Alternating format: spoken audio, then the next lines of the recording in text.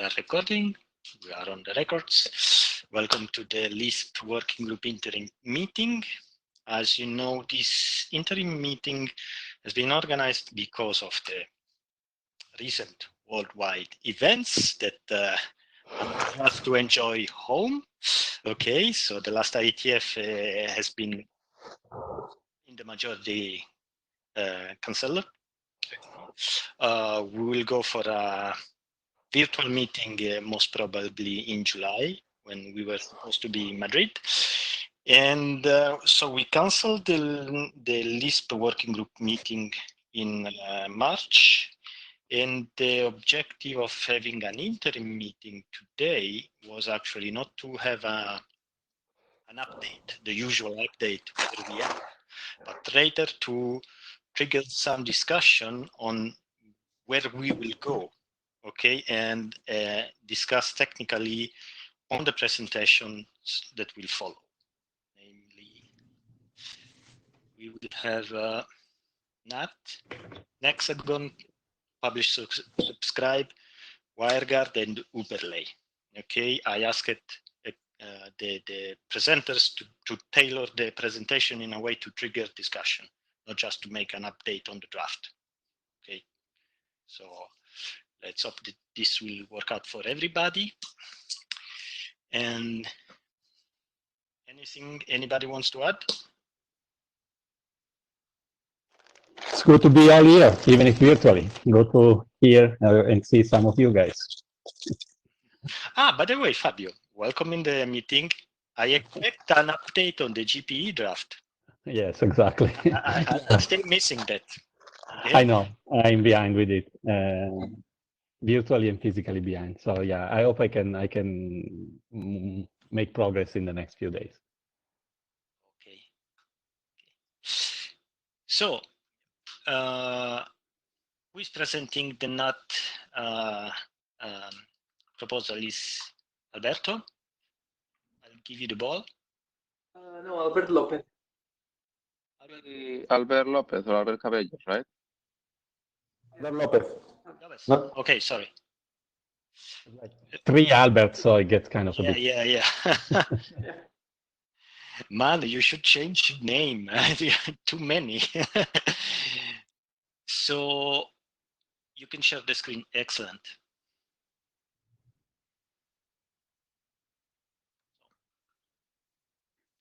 Okay. Hello, everyone. My name is Albert Lopez, and I will present some corner cases that we have found studying the LibNAS traversal draft while we were implementing it on OOR. NAT is a critical point for these mobile nodes devices that are constantly moving and changing their endpoints connection. Usually, Wi-Fi and LTE connections are behind NAT, so it is critical to have a robust protocol covering all corner cases. When studying the draft, we have noticed that some aspects are not covered or are not enough explained in the draft.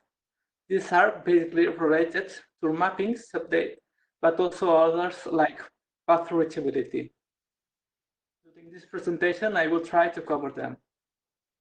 With OOR implementation, we have overcome some of these drawbacks by defining the policy that if a device can be behind NAT, then connect always through an RTR, which doesn't change. But we think this is not the solution and also not solve all the situations. As I told before, one of the main problems we have detected is the map cache update. LISP offers several mechanisms to update the cache, like expiration time, SMR, or public subscribe.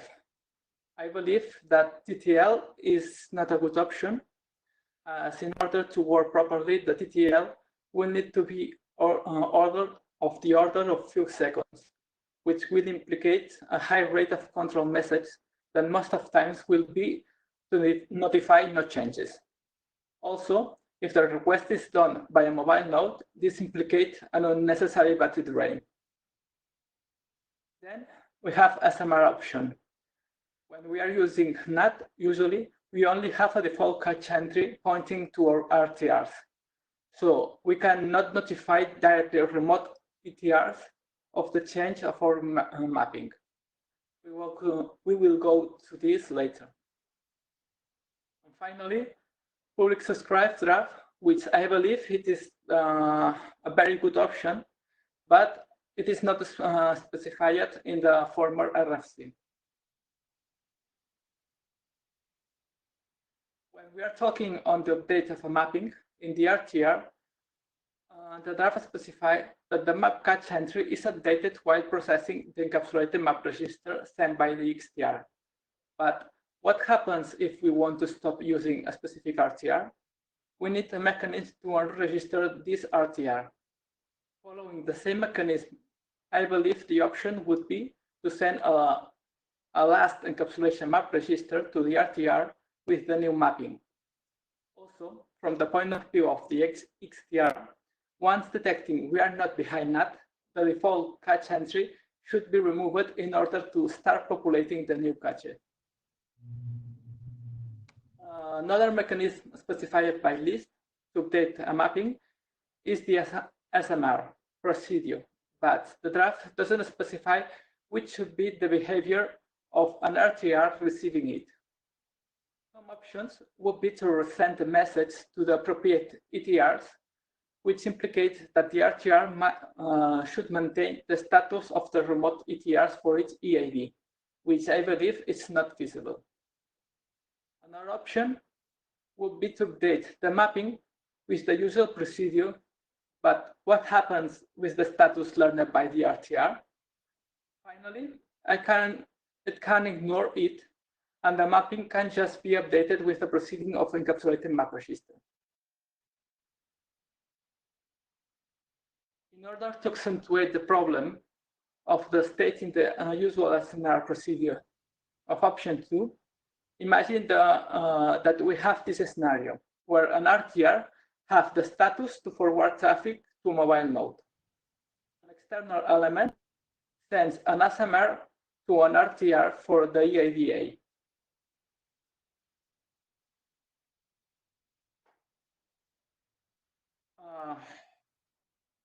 The RTR follows the usual procedure and updates a mapping replacing the old mapping with the state to punch the NAT with an unuseful mapping that breaks connectivity. So if this option is selected previously to update the mapping, the RTR should do some checks in order to know if the mapping should be replaced or not, like checking if its RTR address still appears in the mapping. Another scenario I would like to notice is when a device does a handover from NAT to IPv6. Here we have this scenario where the EADA, which is behind NAT, has established a connection with EADB.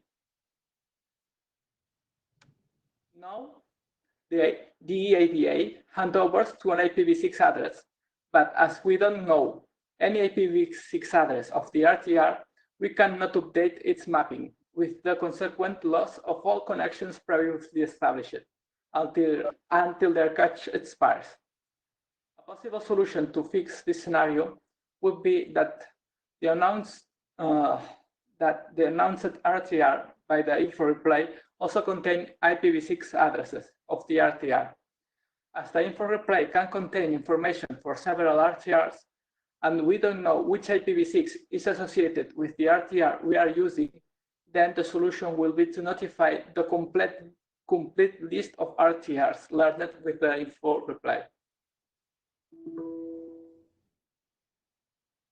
Another scenario that has been somehow covered before is the procedure. Albert, can I ask you something on the previous slide? Yes. So just to understand, in the second case, you were asking that on the RTR, we have also an IPv6 connection address, so that we can notify the RTR that we actually switched to an IPv6 connection. But this doesn't mean that the traffic goes through the RTR. It's just that in this way, the RTR knows that we have IPv6 somewhere else and can send notify the XTR to update their mappings with an SMR, for example.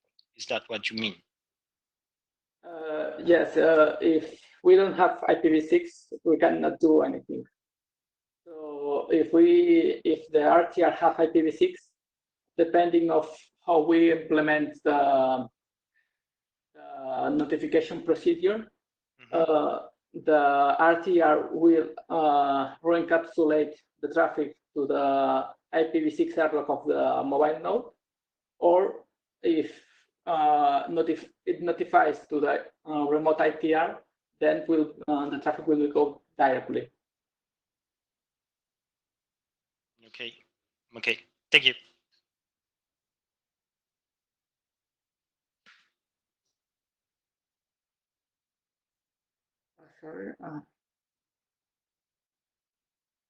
Another scenario that has been somehow covered before is the procedure to change dissociated RTR in the case we assume that the mapping of the RTR is updated, but the same ITR is still using the RTR. So the EADA should be unregistered from RTR1 by the encapsulated map register procedure or SNR. In this scenario, when starting to use RTR2, we notify RTR1 to update its mapping.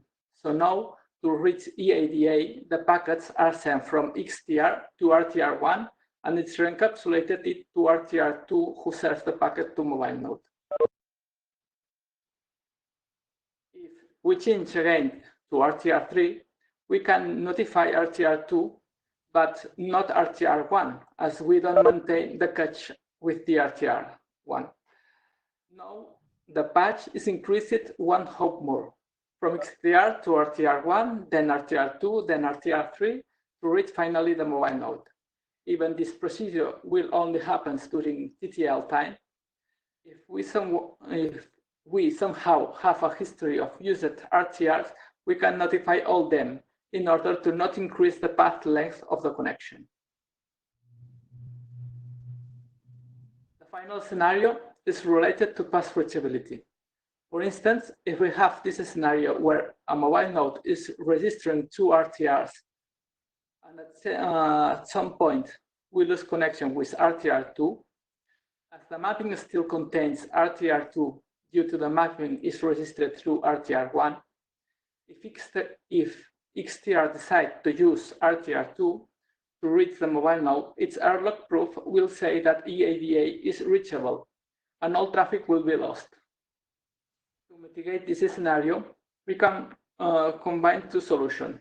Firstly, if the mobile node doesn't receive data map notifies from RTR2, this will mean there is not connectivity, and it should remove it from the registration, from the registered mapping. This could be combined with the RTR should check the status of an EAD in the cache before replying a proof to this EAD. If the status is not active, then the RTR2 should not reply to the proof message.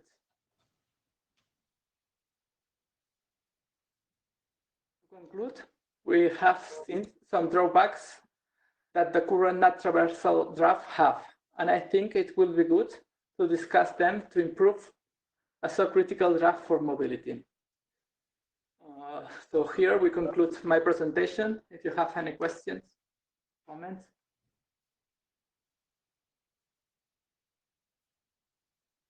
Question, Joel, are you monitoring the chat? Okay. Hello? Sorry. Yes, Dino, you're up. I was monitoring and then I looked away and Dino put two Qs up. Go ahead. First question is on slide 11. Could you go to slide 11, Albert? Yes. Okay. So you were discussing how the mapping has to be updated by the mobile node to switch from RTR2 to RTR3, but it's not sufficient because the XTR has to know about it. So there has to be an SMR or pub sub procedure that goes to the XTR where EIDD is. You didn't mention that. This is the two options that I told at the beginning. The first option is that the RTR does forwards the SMR to the remote ITRs of the AID. In the second option, what we do is update the mapping of the RTR.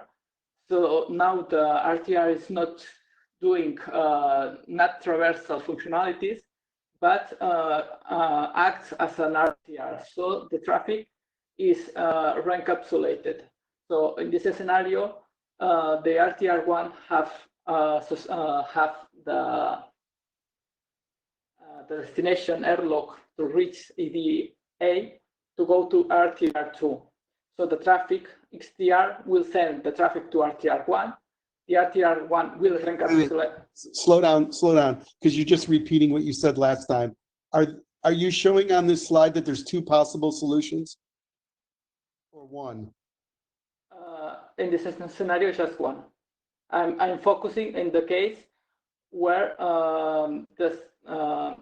the RTR is re-encapsulating the traffic instead of notifying the remote ITRs.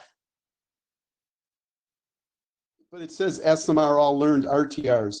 You have to SMR all remote XTRs, or they won't know which RTR to use. If they pick an RTR that no longer can get through the NAT, then the packets are going to be dropped.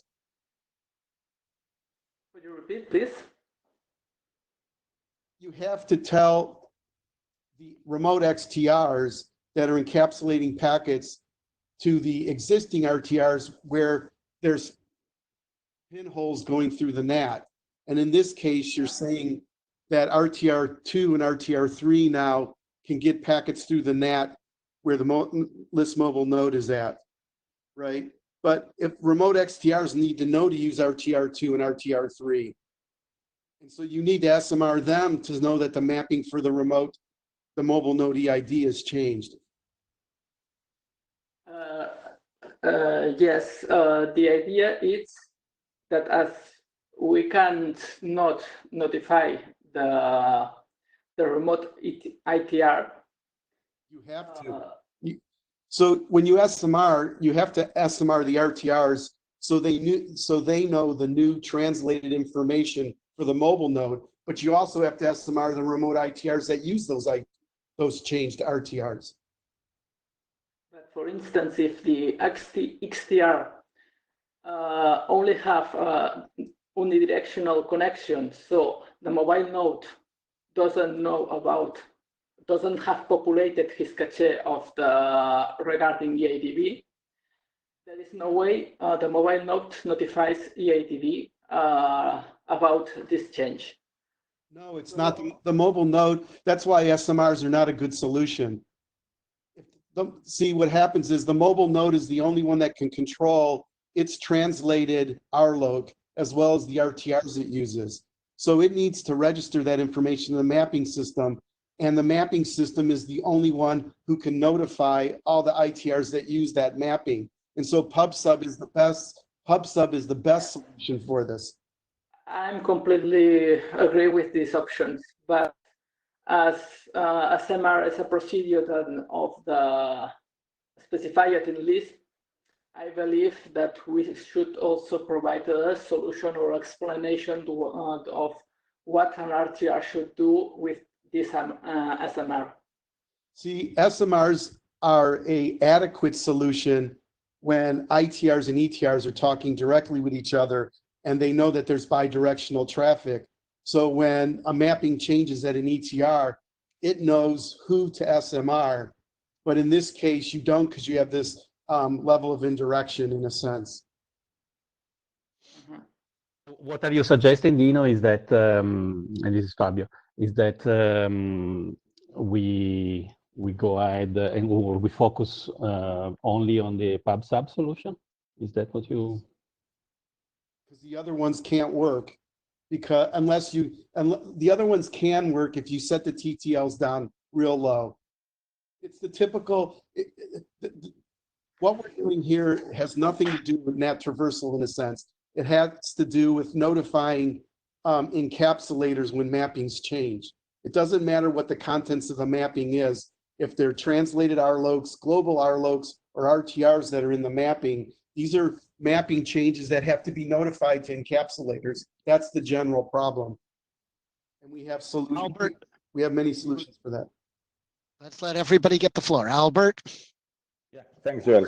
So I agree that, so we didn't consider PubSub because it was not deployed on the infrastructure where we tested it. And this is based on the experience of testing our LISP mobile node with NAT on the wild. Which means that since the LISP beta didn't support PubSub, that's the only choices we had on that time. I agree that there is a debate on whether to use PubSub. And I would like to have also this debate on the LISP WireGuard presentation because we support mobility without PubSub or SMR. Agree, Albert. Okay, from where I sit, it sounded like some of the concern here was there was a need to improve the NAT procedures, but there was concern about the status of the SMR work. It seems to me, not the SMR, the PubSub work. It seems to me that if we need to publish a revision to the NAT work, and it sounds like we do, there are some corner cases that don't work in the current description, it is perfectly reasonable if we think it is the best answer for that revision to point at PubSub as the way to solve some of these problems. Up to you guys whether that is indeed the right answer, but I don't want anybody thinking that the status of the work is a reason why we can't point at that. We got enough coupled stuff we're going to clear anyway. Coupling an improvement to the NAT to a mechanism to improve the NAT is perfectly reasonable. Yeah, and that's one of the main takeaways in my understanding of this presentation, right? Is that once we deployed it on the wild, we found many corner cases which are super specific but fundamentally necessary for it to. I may add, I totally agree with Joel. The fact that if we move forward, we can clearly state that we need PubSub to do NAT traversal.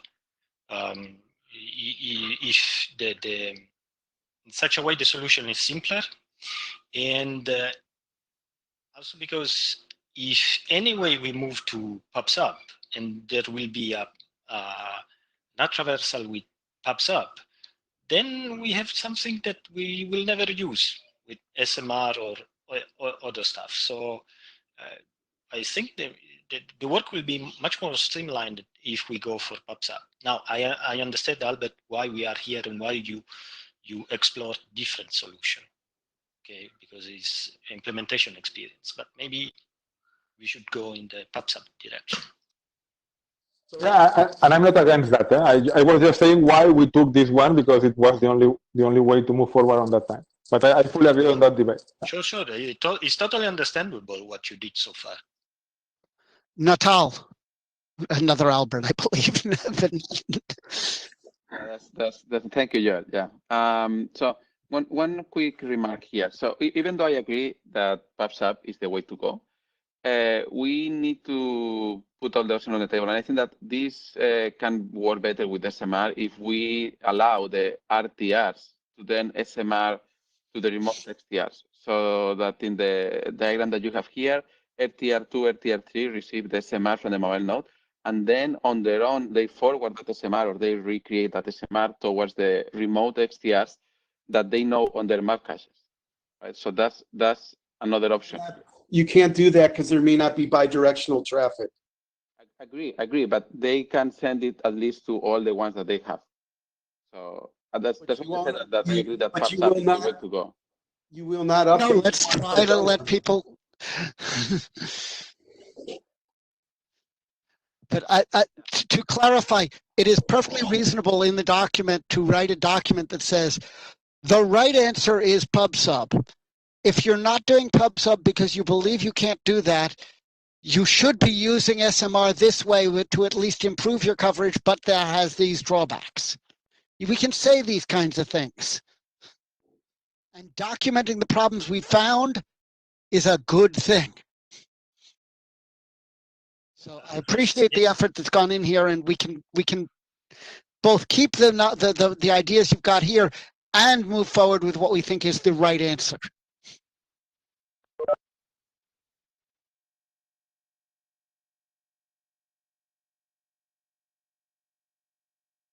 The queue is empty.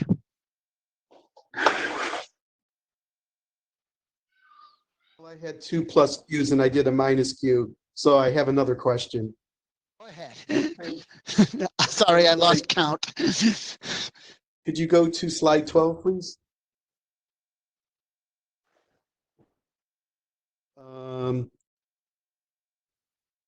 So I don't know if this, Albert, I don't know if you were explaining the comment that I made in email about the RTRs that are being selected by the LISP mobile node can be reachable by a remote XTR. Like you said, if the mobile node advertises RTR1 and RTR2, and XTR chooses one, it also can RLOAD probe fail one of the paths and choose another one.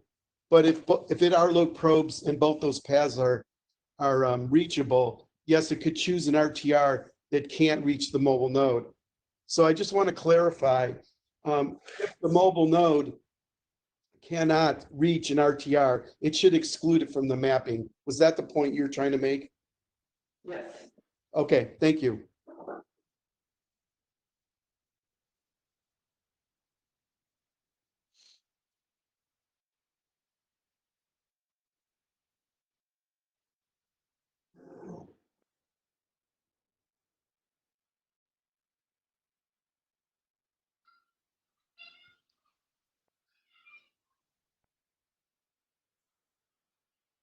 Okay, seems there is no further question. I saw just one question, general question to the authors of the not traversal document.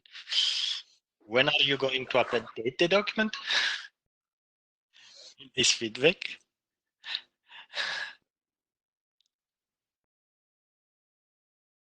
So maybe one question, and I mean, it's not probably a good idea to answer to a question with a question, but what is the suggestion of the chairs, right? So I think I understood from this conversation is focus on the mechanism that you think is most promising, that is PubSub, but document also that a solution can be improved in case you don't have PubSub by using SMR. Document why in the document. That means, in my understanding, that this document should refer to the RFCBs, and basically the goal is to work toward a document that is, that is going to be referring to those documents. Is that what you would suggest, Luigi and Joel, as chair? So because they are on standard track, yes, you have to refer to those documents. Then you have to, you will have a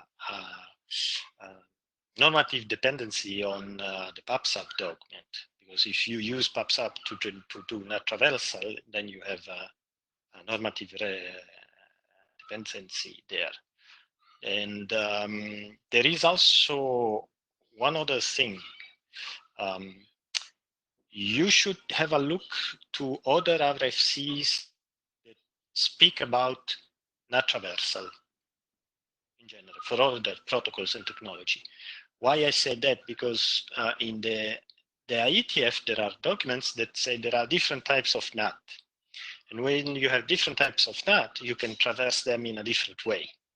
So you should have a look to that, because if we don't do it, when we go for publication, somebody will do the remark and say, how does it work, this mechanism, when I have different types of NAT? Does it work in the same way? Is it sufficient? Is not sufficient? Is an overkill? I don't know. See? So this is something that needs to be added as well to the document. Okay. So the current status of the draft is experimental. So does it mean that we should, change that, and so that will be reflected in the? I mean, I think it's open for discussion, right? I'm open to all the opportunities, but Is that the path that you are suggesting, Luigi? Not really. What I'm suggesting is that you refer to the latest document, sets of document. Okay. Whether we should move this document from experimental to proposed standard, I'm unsure, because do we have sufficient experience to make that step? Okay. I have a comment related to that. Is it okay if I can ask the question now? Please. So this net traversal spec's been around for more than 8 years, and we don't have any interoperable implementations. We have one implementation that's kind of beta, that's done by a vendor that really hasn't shipped. And I've been deploying devices behind NATs for that length of time. And I have concluded and tried to implement this draft, and it's way more complicated than it needs to be. NAT traversal is so important to get LISP deployed easily.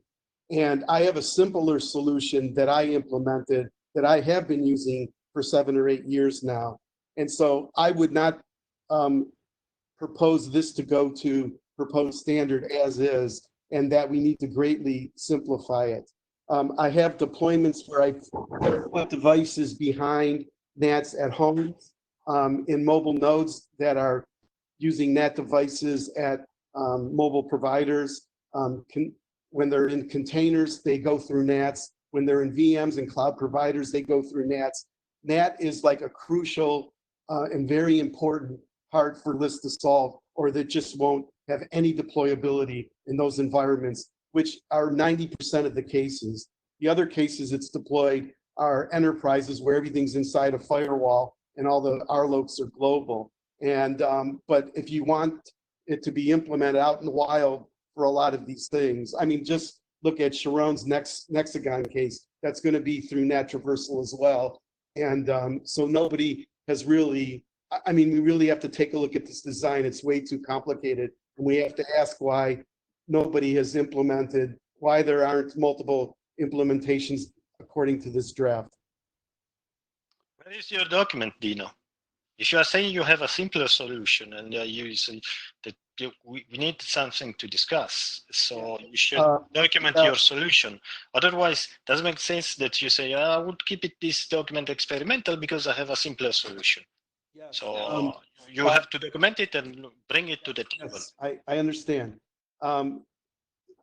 Fabio, Albert, and I were going to put a document together, and we just haven't gotten to it yet. So this is something that's been kind of happening for a couple years. And the reason we didn't put effort into it is because we knew the working group wouldn't accept it because it wasn't critical work yet. So we need to know if we could start working on this. So we're sorting out our priorities as well. I think it's about the right time to start work on it. Okay, thank you for that.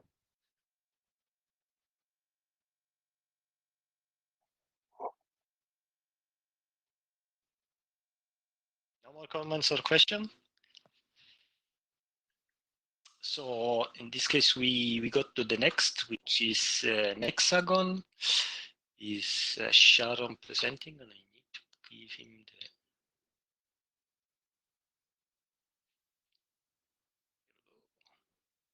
Excellent, Sharon.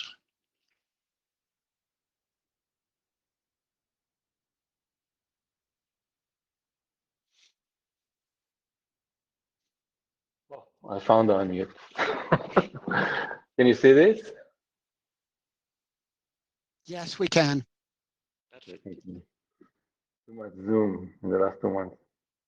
Okay, I'll do a quick recap of the draft just because it's new, and then I'm going to touch on a few touchy points, sensitive ones, and we'll welcome any feedback from the group if it's okay.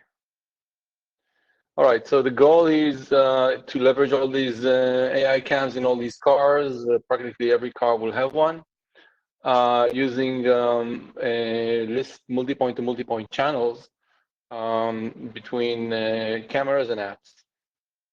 So this is done by aggregating what the AI eyes see, their different perspective, into an EID.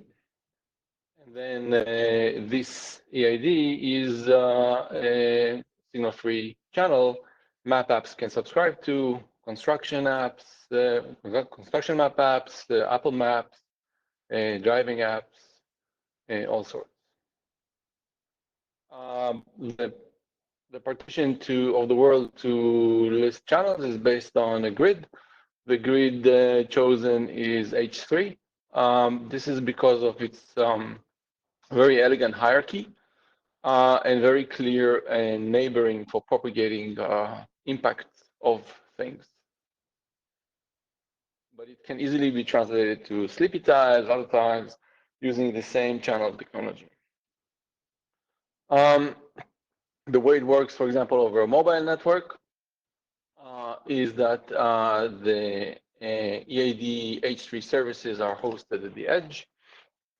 And as a car drives by and sees stuff, it sends to the EID what it saw, and the EID multicasts it to whoever needs to know. Here is an example of cars finding parking for other cars. This car saw this parking spot being available. It doesn't need it, but it does see it, and it sends to the Edge RTR RLock with the SIM-CAM RLock. This is how we traverse NAT. Each H3 service R9 hierarchy, which is a few blocks, representing a few blocks, with the mobility client EID, which is its EID, sort of temporary EID it gets every time to be able to participate in this network. And then from there on, it's just tuples, where what, and in this case is in which tile there is a free parking, and each tile there is a free parking, because it's like 2 tiles. All right. Now these tiles are hot for any parking app. This is how it looks like in the draft informational. That's the tuples. These are the addresses that we've used, and this is the topology of how you distribute this information using these channels. It can be captured very simply. This whole information does not change anything in LISP. It leverages existing mechanisms. The mobility clients parse the street view that they see. They localize and publish to the H3AD service. They use access tunnels to LISP RTRs. The RTRs are map assisted. The tunnels are just simple tunnels, and it relies on the fact that there is connectivity, IP connectivity, and we need LISP for logical connectivity. The flip side is that mobility AD clients, on a need-to-know basis, on an interest basis, they send MLD report to the RTRs with S, G. S is the R9, where, and G is what theme. Both of them are EIDs. The head RTRs, which receives from the H3 service updates on a theme and an specific R9 specific theme, replicate it to all the subscribed RTRs. The subscribed RTRs replicated to the EID client. All right, so discussion point 1. As we said, the anchoring of these multi-point channels are R9 are represented by this grid. It's very easy to algorithmically come up with the EID for these EIDs, because the general GPS, if you just remove a few digits, translates to a hexagon ID, which is the EID. Well, I mean, with some massaging, it becomes an EID. But the R15, which is where exactly did I see what I saw, that's a little bit more tricky, because GPS is very inaccurate. It jitters a lot, it fluctuates, and you can compensate by aggregating a few people who said they saw the same thing, and in the tile it's very efficient to cluster detections together and come up with where you think it really is. And it's also getting better with RTK, but RTK doesn't always solve GPS problems in urban areas. It's not the same as like sunspot interference. It's like building interference. So one very, very efficient method is use anchor frames. So you see the frame on the left is from Street View. It's very accurate, very expensive to obtain, and uses the triangulation to known places and very expensive technologies that are applied once a quarter, once a year to a location. But the data in it is the fresh data is completely out of date. The frame on the right is very accurate. You see the stop sign, something happened to it, it turned. You see there is a pedestrian, you see if there is a parking spot, you see if somebody maybe never moved his car, which is also important information, but the location is not that accurate.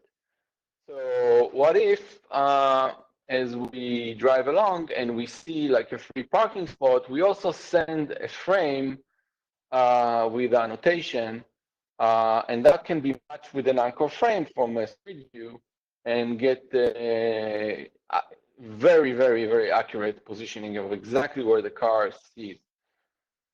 The trade-off, of course, is that this is tricky territory, because this is can be seen as some sort of surveillance. There's also more bandwidth involved in this problem. One mitigation which may or may not be acceptable is that it's very easy for the client to blur and anonymize everything about the picture, even sometimes leave it incomprehensible to human eye, but very comprehensible to localization algorithm that will find the exact anchor frame which matches it, and therefore avoid any privacy issue. So it's a touchy point. I just bring it here, interested in any possible inputs on. I'm not going to put it in the text, but I just want to know, I'm thinking about it. We are thinking about it. I'm glad to have your opinion. The second point, which I'd love feedback on, is the sound methodology that they're using this to do this cloudless processing.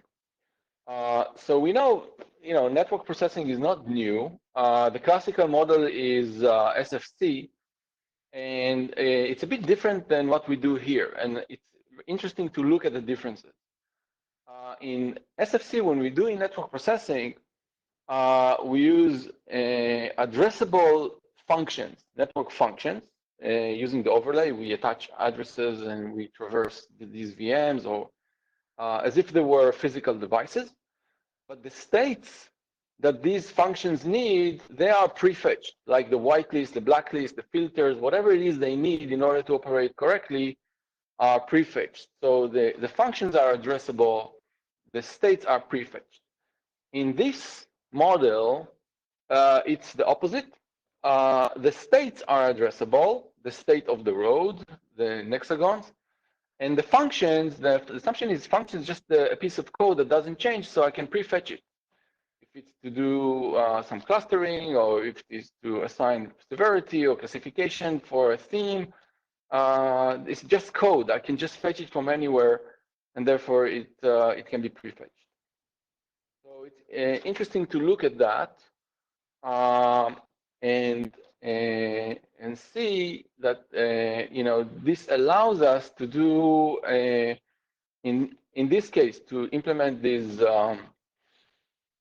LISP channels where we apply functions at the state, but for the purpose of sharing AI cameras, but it may have more broader applications. There's a lot of stuff that you cannot process at the cloud you can process at the edge. For example, almost all media. It's almost impossible to move media to the cloud. Like it takes forever, but it is possible to annotate it at the edge and create these channels that can be stored anywhere in the cloud. And you can do that by partitioning using algorithmically source routed addresses like these. I thought it may be interesting to look at that. That's it. If there's any questions, opinions, happy to hear. Okay, two things. First, I'm going to interrupt this for a public service announcement. Please sign into the blue sheet. There are 24 people listed here, and there are like 10, 11 on the blue sheet. We need everybody to sign in. It is part of the rules, please. Second, just to clarify something, while I appreciate your point about being able to pre-stage the compute and just send the data to the to wherever it's to keep the data shipped less, don't compare that with SFC, please, because SFC is about sending something, diverting something to an entity to which it is not addressed, and in this case you are addressing the data to the function. It's just you're going to move the function closer to the user by using Lisp to map to where to send it. And I get that. It's just the comparison to SFC just really bothered me as SFC co-chair. Got it. Okay. Okay. I understand. It was like, hey, we're going to use an overlay network to do compute.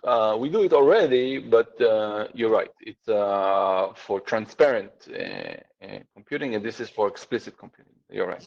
And I do, the point of, by using Lisp, you can move the stuff around, pre-stage it where you want, the function where you want it. Maybe it's closer to the user, maybe it's not. That's a deployment choice. You get the flexibility. I understand that value. So I wasn't disagreeing with the fact that there is value in what you're doing. It was just the way you presented it. Are there questions from anybody else? There's nobody on the queue, but does anybody else want to speak up? I have one quick one. So Sharon, on the first discussion point that you brought about the empty parking spots and whatnot. So you were considering using the mapping system directly as the place to store this information, or just as a way to get to the place where the information is actually stored? No, just to get to, you mean the image mapping the location? This one, yeah. Yeah, this is just to get to the R9 tile that has a bunch of anchor images for all the smaller tiles in it, or some of them, or most of them, best match. And it's very quick to sort of compare, especially in using these networks in the edge, where exactly is he? So the difference between anonymizing in the client, which is really easy, because I don't need to know anything. There's no state in it. I'm just wiping out anything which is not buildings, skyline, things like that. But here, the client is very hard for him to do that because he cannot store. But the state, the R9, can do that. The mapping system is just to be able to manage, orchestrate this whole channelization. That's the goal of the mapping system. I assume it's working, it's perfect, it has PubSub, works over tunnels. Yeah, that's what I thought, but yeah, I wanted to clarify. Just think. Okay, thanks, Aaron. All right, so that's it for me.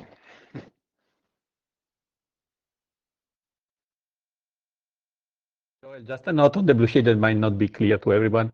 There is a link on the chat section of the WebEx. For the blue sheets. Yeah, for the blue sheet, yeah. And now it has been reposted. Thank you. Yes, and it is a good point that Padma posted. Please state your names while we can well, she can guess a lot. She shouldn't have to. And my apologies, Padma, for not doing so when I spoke. Luigi, let's move it on. Yes, I was just saying that unless there are other questions, we move on to the next presentation, which is PubSub, which has been referred to in the previous presentations. So let's see what they have. Who's going to present the PubSub? I will, Luigi. This is Alberto, by the way. Alberto. Yeah. So you should have the ball now. So okay. There you go. I guess that you can see the slides now, right?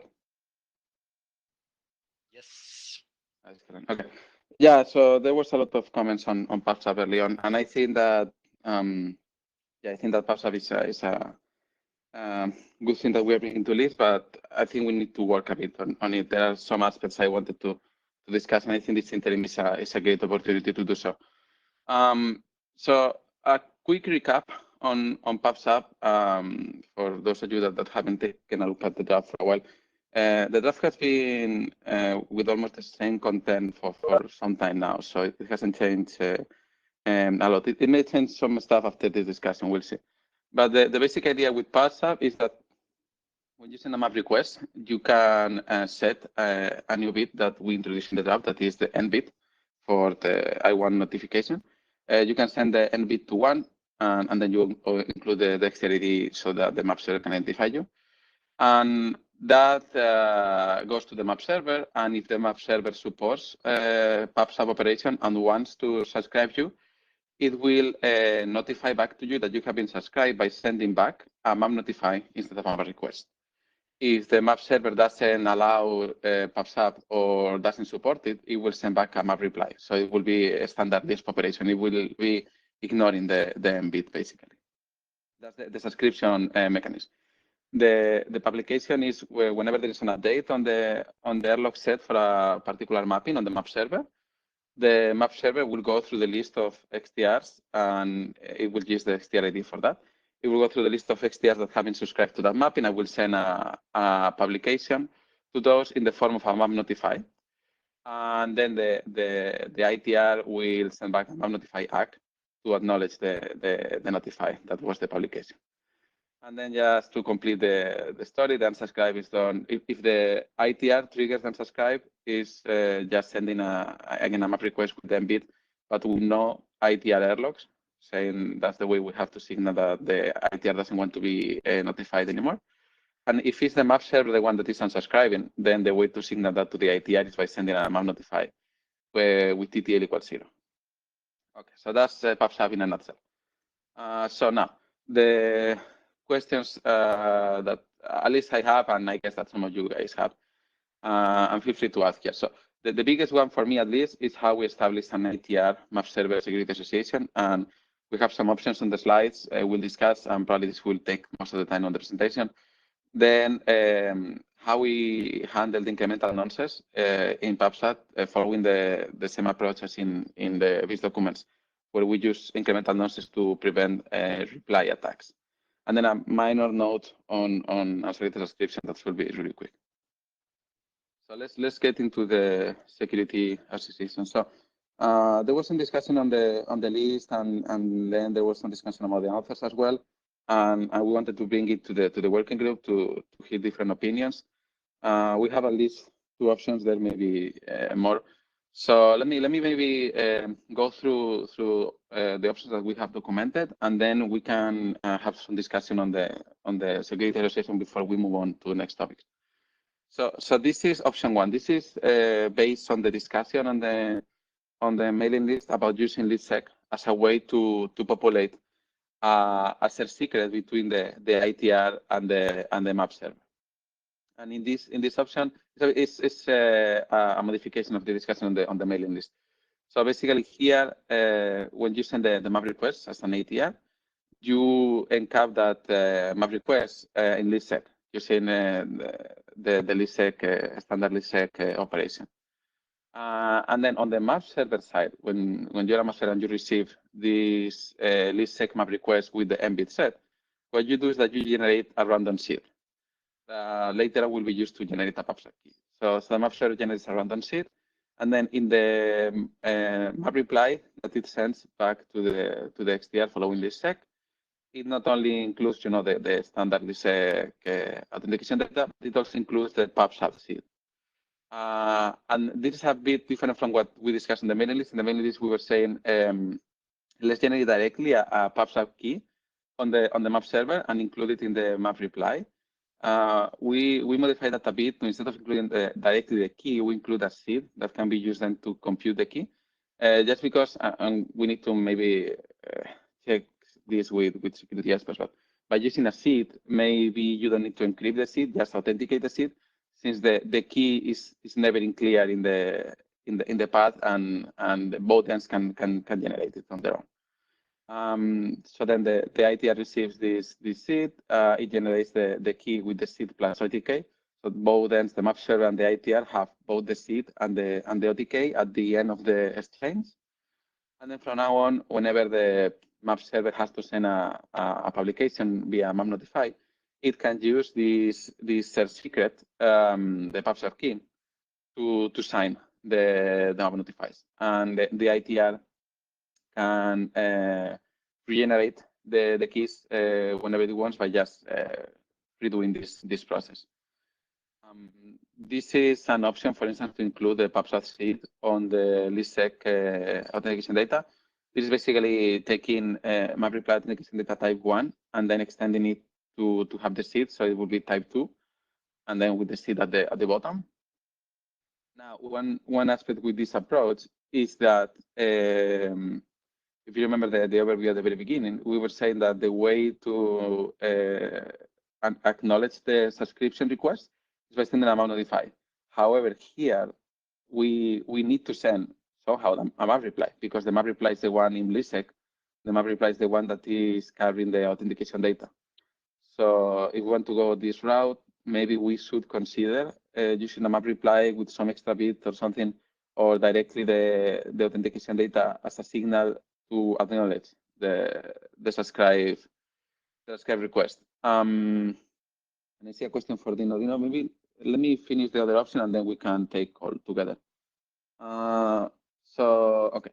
So the other option that we were considering is to use directly the OTK as the seed, or another option could be to include the seed on the map request directly.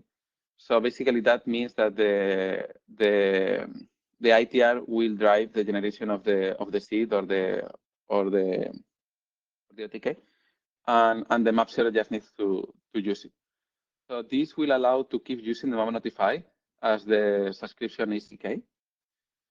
So we can keep the current implementations that are there that are using map notify as the subscription OTK, as the subscription ACK, and then you don't need to change that much on the LISP exchange. You can just take the one-time key. One thing to notice is that the one-time key should be encrypted end-to-end in the path between the ITR and the map server. That is a standard LISP operation, so it shouldn't go in clear because LISP is protecting the path from the map server or the ETR back to the reply directly to the ITR. So the rest of the path that is from the ITR through the map resolver to the map server should be encrypted or protected. So there's that. So that's it for the security association. Maybe let's discuss this now. I guess, Dino, you want to comment? Yeah, can you go to slide 5, please? One more back, sorry.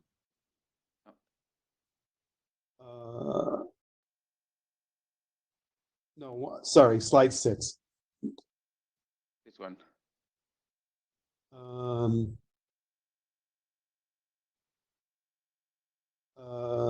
No. Go back one. What do you want to discuss? Where the sequence was. Yeah, it's 4. It's 4. This one. Yeah. This is the sequence for the one with the seed and the map server generating the seed. Yeah, just a clarification question. When you said the pub sub key is derived from the OTK plus the seed, is the seed just actually a password that's used to sign the map reply? Or is the two tuple together being used to sign the map notify? That's correct, the second option. And it's not going to be direct to the tuple, but a derivation from that tuple. Okay, so the seed Yeah. is created once and only can be changed when another map request is sent. But if there's a bunch of map replies that come, a map notifies that come because of RLOC set changes, that means this one-time key is used more than one time, right? So is derived. Well, Fabio, go ahead. Yeah. Yeah, it is Fabio. So the one-time key is used once in the context of LISPsec to basically authenticate the map reply that is going from the map server to the ITR. We also use the one-time key in LISPsec to derive another key, for example, that is used to protect the communication from the ETR to the ITR. To protect the authentication, the authenticated data that are part of the map reply there. Yeah, So yeah, but that's only being done once for a map request, map reply exchange. Yeah, yeah. Right? What we are proposing here is basically saying, okay, since there is an association, right, established now from the ITR and the map server, we can use that association to derive another key that is used to authenticate, to basically authenticate the map notify protocol. It is true that, you know, I mean, we change, we call the one-time key because when we designed this protocol some years ago, you know, we thought only to this application. In this case, the key that is derived from the one-time key has a lifetime that spans longer than the one-time key. But I think, I mean, we need to work out the details, but I mean, you can probably refresh the key by send another map request. You can, you know, we can do the operation of key management by basically pigging on top of the LISPsec protocol. So those are the details that need to be worked out. That's fine, Fabio. Then what's the value of adding the C to it? Why not just use the one-time key as the? Yeah, is that you are basically separating the lifetime of the derived key from the one-time key and having a different purpose for the keys, right? So. No, because the one-time key and the seed come at the same time, so they change. Yes, but I mean the different frequencies.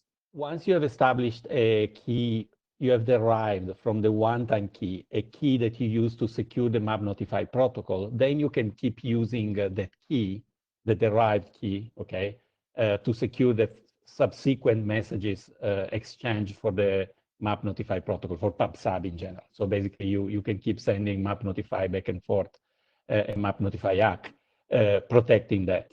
You have a way to use another one-time key to refresh the key that you are using for the map notify protocol. So you're basically decoupling the two keys, even if they are still derived from the one-time key. So maybe trying to describe the key hierarchy here, right? So the root of trust that is at the base of LISPsec is the shared key that is between the ITR and the map server, right? That is what we use to bootstrap the one-time key.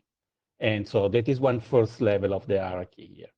Then we use the one-time key, for example, to derive another key that is used to secure the part of the message that goes from the ETR to the ITR. What we are suggesting here is we say by using the seed, we also generate another key. We derive another key from the one-time key that is used to secure the map notify and map notify acts that are used by the PubSub protocol. So we are basically establishing a little bit of a key hierarchy here, and we need to look into the details of how to manage those keys. But I mean, that is a way to basically separate the kind of destiny, right, of each of those keys, depending on their use, on how they are used.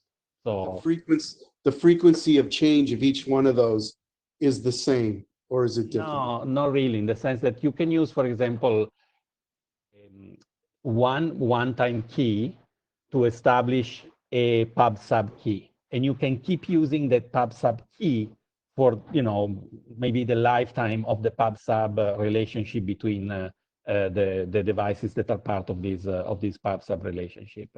Then when you send a new one-time key, you can use the new one-time key to refresh the pub sub key, right? So they are not, one thing that is true is that when you generate a new one-time key, then starts the life of a new pub sub key.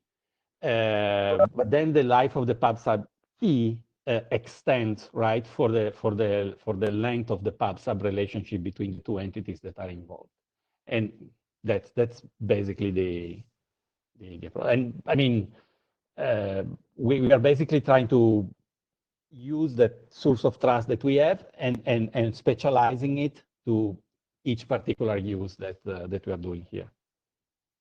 Okay, fine. And let me add a bit. So Dino, I think the key distinction between, because what you propose, I find too that is using directly the one-time key. So that's what I call in the deck option 2. So basically option 1 is you derive the key from the seed plus the one-time key. Option 2 is you derive the key directly from the one-time key. So the difference I see is that in the first option, you generate the key from two pieces of information that never go on the same path, right? Because the one-time key goes on the path from the ITR to the map server, and the seed comes from the path from the map server to the ITR. That are two different paths, because one goes through the mapping system, the other goes directly. It seems to me that it's a bit more secure, but if we believe the map resolver. You meant through the map resolver. Through the map resolver, that's right. Yeah, You know, okay. yeah. So if we believe that the option of going just using the one-time key as the way to derive the pub sub key, and that we trust enough the path from the ITR to the map server through the map resolver, then we can go with option 2. That is basically using the one-time key directly as the seed itself to derive the key. So then you can leverage what you have today on the protocol. So you don't need to change the either PubSub, or you don't need to change LISP to support this. It seems to me, I don't know if less secure is the right term. It seems to me that it has a different set of trade-offs in terms of security for convenience. But if this is secure enough, which may be, because theoretically the path from the ITR to the map server should be secure, then we can go with option 2 and be done with it. Yeah, my second question was a comment saying that this seems simpler because there's not another level of indirection with keys, and that you reduce the CPU cycles because the OTK requires a random number generator, but it's done on the ITR rather than the MS doing it for all the ITRs that it uses. So yeah, I would support option 2 for sure. Yeah, but this comes at the price of security. I mean, you're right, but it's about the trade-off that we're looking for. In general, this is requiring that DTLS or TLS be used on all the different segments along the path, right? Yeah, I have two personal comments on this. One is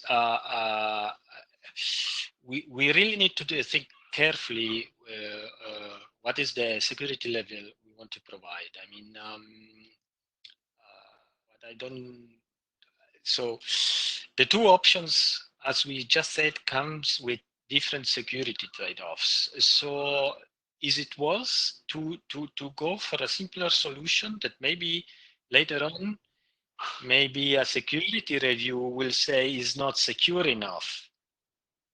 Okay, let's try to learn for the BIS experience. So let's think carefully the level of security we want to add here, so that we are really sure that once we push the document, hopefully for publication, then it doesn't come back with changes and stuff. So, and I would say maybe with option 1 you can. It's more general. So instead to having, look, you have the general solution, one other more how to say, specific solution in case you are in these conditions. Now you have to list what are the conditions. Okay, and you better be careful there, because if you don't put the right set of conditions, this is a security threat. So personally, I would go for the secure one. Okay. This is Fabio. I second what Luigi is saying, right? I mean, I think we have learned something from the past. And yeah, I mean, I agree that, if we look purely at the optimization, there are trade-offs, but I mean, we want to really specify a clean key hierarchy and a clean purpose for each key that we're going to use. And I think it's clear that if we don't do that, then the security review is going to be much more complicated. And at the end, I believe, I mean, it's sure the cost here is to creating a random num at the map server and then using a PRF to derive the key. So that doesn't seem to be. It's not that we are requesting to do public exponentiation and crazy thing, right? We are still keeping well within the boundary of an efficient implementation, and yeah. Would be an option to try to reach out to some of the security experts that may later on do the review. So we reach to them early on and request some feedback. Would that be an option? What do the chairs think of that? Sure, absolutely. So maybe we can do that. Yeah, I agree with Luigi. Let's avoid problems now rather than in the future.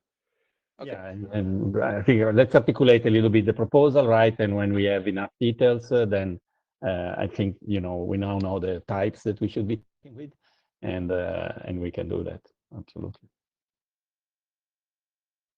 Okay, so then if there are no further questions on this, let me go to the nonce discussion. Okay, so regarding nonces, right? There are a bunch of nonces that we need to keep track of in LISP now and in LISP with PubSub.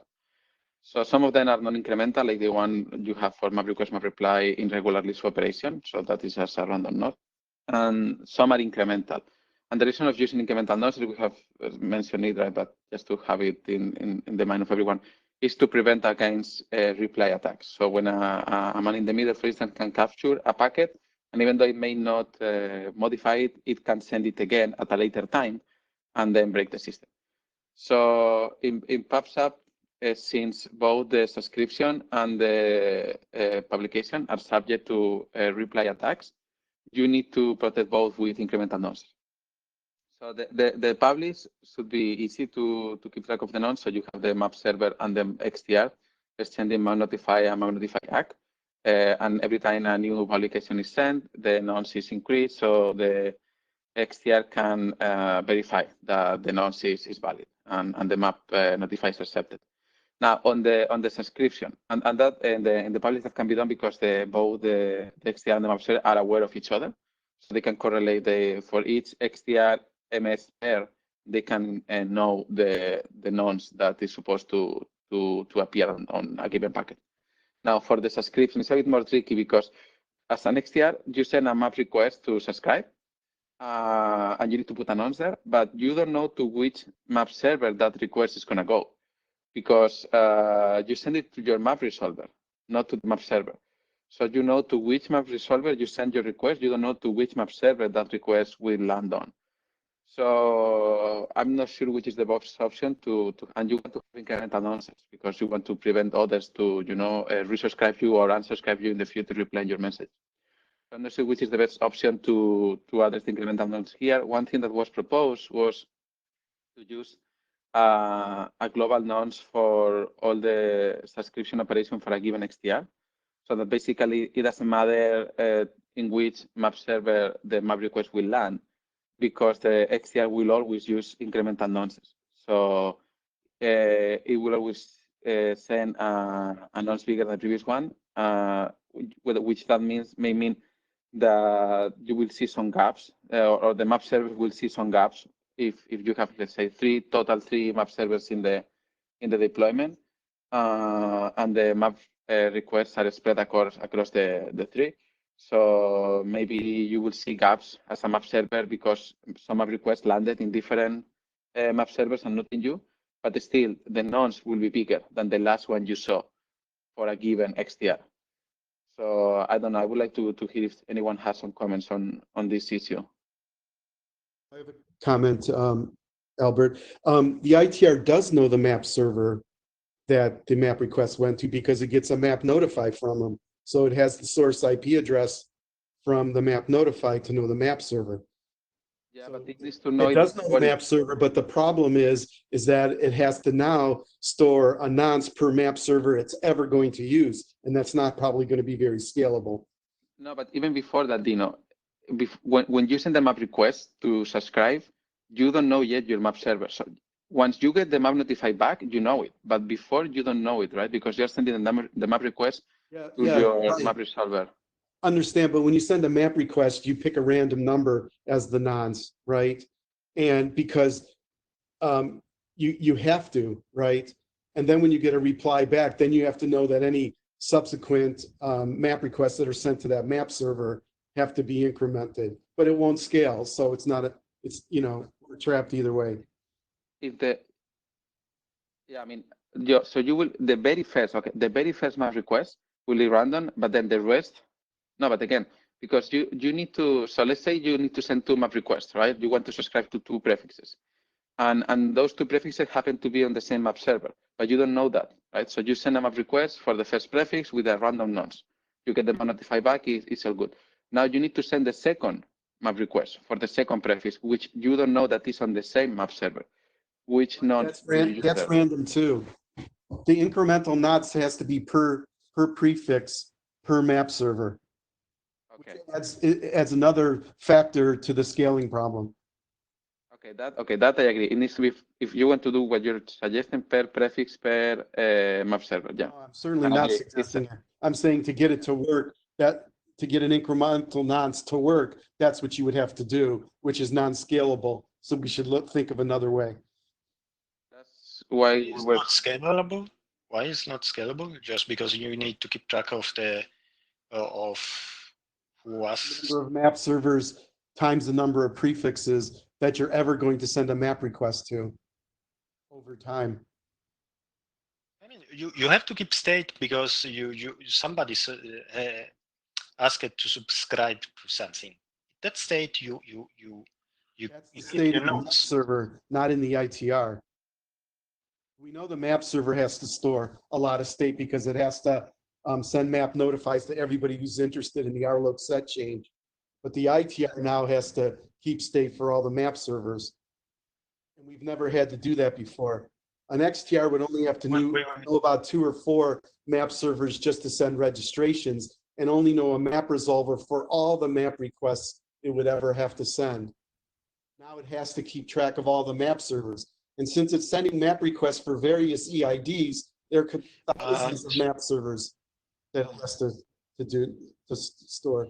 Yeah, but at the same time, if you share the nonce across map servers, then you have a synchronization problem that is not much easier. Why do you have a synchronization problem, Luigi? I mean, as long as the nonce is bigger. You have to synchronize state among servers, right? But you don't. No, so the problem of having a single nonce for all the map servers is that you run out of nonce sooner, if that may be a problem eventually. But the nonces will always be bigger, right? So you don't need to sync anything. You just need to check that it's bigger than the previous one you've seen. Map server basically will receive a larger nonce, probably not in sequence. If, let's say, a lot of requests that go to one map server, that will increase. But when you go to the other one, that map server will receive, after a big hole, a value that is still incremental. We need to be careful because I think there are attacks that can be done taking the map requests that are going to one map server and replying to the other map server. So, but I mean, it is possible that at the end the global state is not is not really compromised. But we need to think a little bit through the solution. Mhm. But I hope that we can do it without synchronizing the state across the map server. That is my point. To synchronize state across map servers, then you have a synchronization problem and a new vector of attack. So I would rather avoid that, yeah. Albert, there is another solution in my ECDSA draft where we sign map requests and map registers. You could use that in the map request. And then what happens is you authenticate the source, right? And the map server could do all that. Yeah, the cost of introducing digital signature. We can. The public key is already stored in the mapping system, and the map server, all it has to do is look up the public key and verify the signature, right? There is still, even if we use digital signature to authenticate a map request, I think we might still have the problem of the reply attack, because even if the request is signed, it will be properly signed. But I mean, if I reply that signed request, if you replay with the same signature, you need a changing value in the packet, is what you're saying, or it's not. It won't. Well, I mean, the reply attack is reusing something, right? If it is signed or not, it doesn't make. I mean, it makes a difference, but from the reply attack perspective, it might not be what you need. Yeah. Agree. Yeah, I think we are down to two trade-offs. That is keeping more state on the XDR, or using these global nodes that has its own implications. So, yeah. Then we have another small issue. I mean, unless I misunderstood, if we have to keep state in the XDR, it means we have to change the way the XDR works, or not? Yeah. Luigi, this is Fabio. We don't want to get there. I mean, I think we understand the problem of synchronizing state across multiple distributed entities, and we are trying to avoid to get there. So yeah, I agree with all what you're saying about how bad it is to synchronize state across map servers. The point is, I mean, of having this discussion here is that, I mean, we are pointing out to the issues, and we understand that there are open problems. It's very good to have this kind of conversation. I think, you know, going in the direction of trying to synchronize is not a goal of the design at this point. Okay.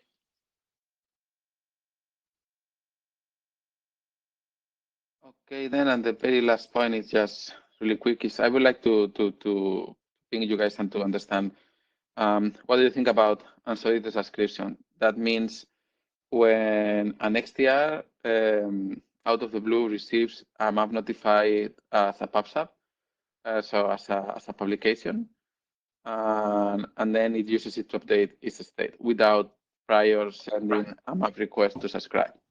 So is that something? I mean, it can be supported, but do we want to, or would the working group prefer to always have the map request, map notify exchange, and then the regular publication operation? I have two comments or questions. Well, one is, what is the use case of this? And the second one, how you secure this or trust this? Those are very good questions. What do you mean by unsolicited subscriptions? That doesn't make sense to me.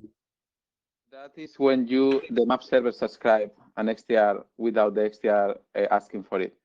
And the case can be, for instance, when you have an ELP, explicit locator path, and you know that some hops are going to be traversed by a packet, but the hops don't know it yet. The map server knows it. So it may proactively send the publication to them, so they have the state before the packets arrive. That's a use case. But then I remember. The security aspect. Yeah, the security aspect is tricky here. You need to have either pre-share keys explicitly. So it will be for deployments where you put pre-share keys everywhere.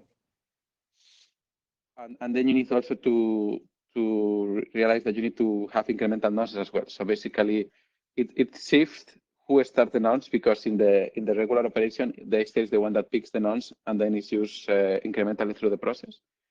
In here is the map server, the one that picks the nonce and then increments over the process. So.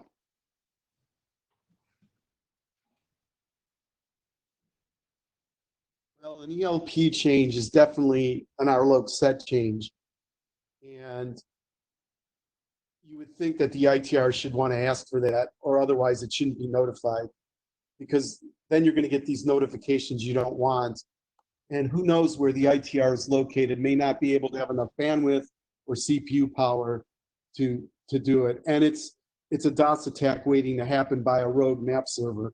So I think for that use case, you should still require solicited subscriptions. I think that if we have a rogue map server, we have bigger problems than this, probably. Yeah, but anybody could spoof a packet, right? That's what you're trying to solve here, right?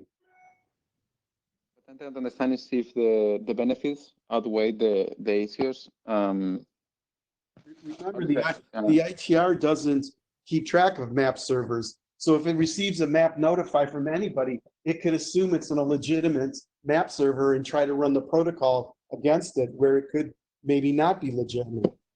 No, because the map notify will be authenticated, right? So you will need to have some pre-set key. So Alberto, this is Victor.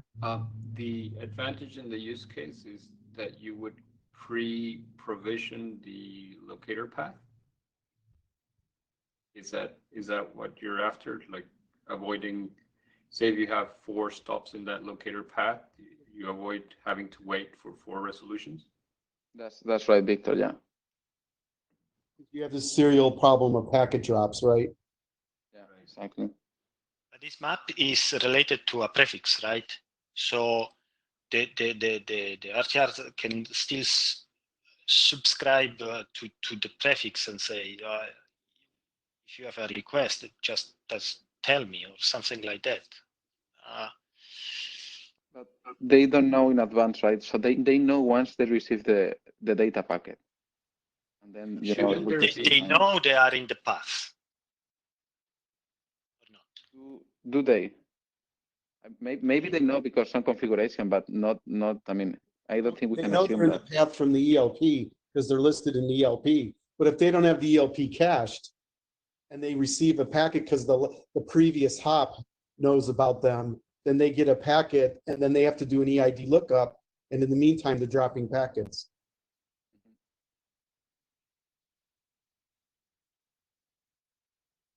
I guess my question is it okay for the working group to state this? I mean, saying that if we want to support this kind of behavior, then the requirements are this and that, and they're going to be a strong requirement, like having a preset key across all entities. So this may not work in all scenarios.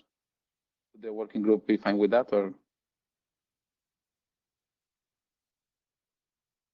Saying that unsolicited subscriptions could happen in a well-controlled environment, and then you don't have security concerns?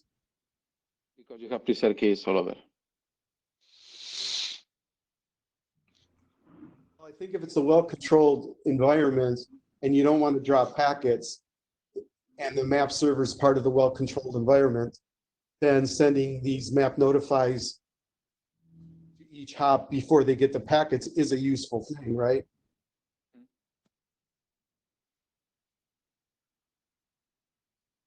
I agree. Okay, fair enough then. That's it for PubSub. Okay. Any more questions or comments? Otherwise, we quickly go to WireGuard. Okay. No more questions or comments. So, Albert, how many Albert did we have today?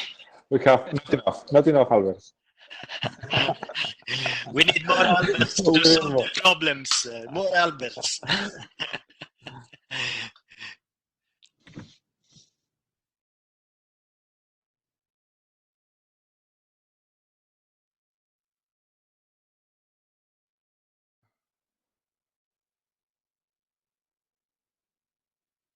Okay, I have the ball, right?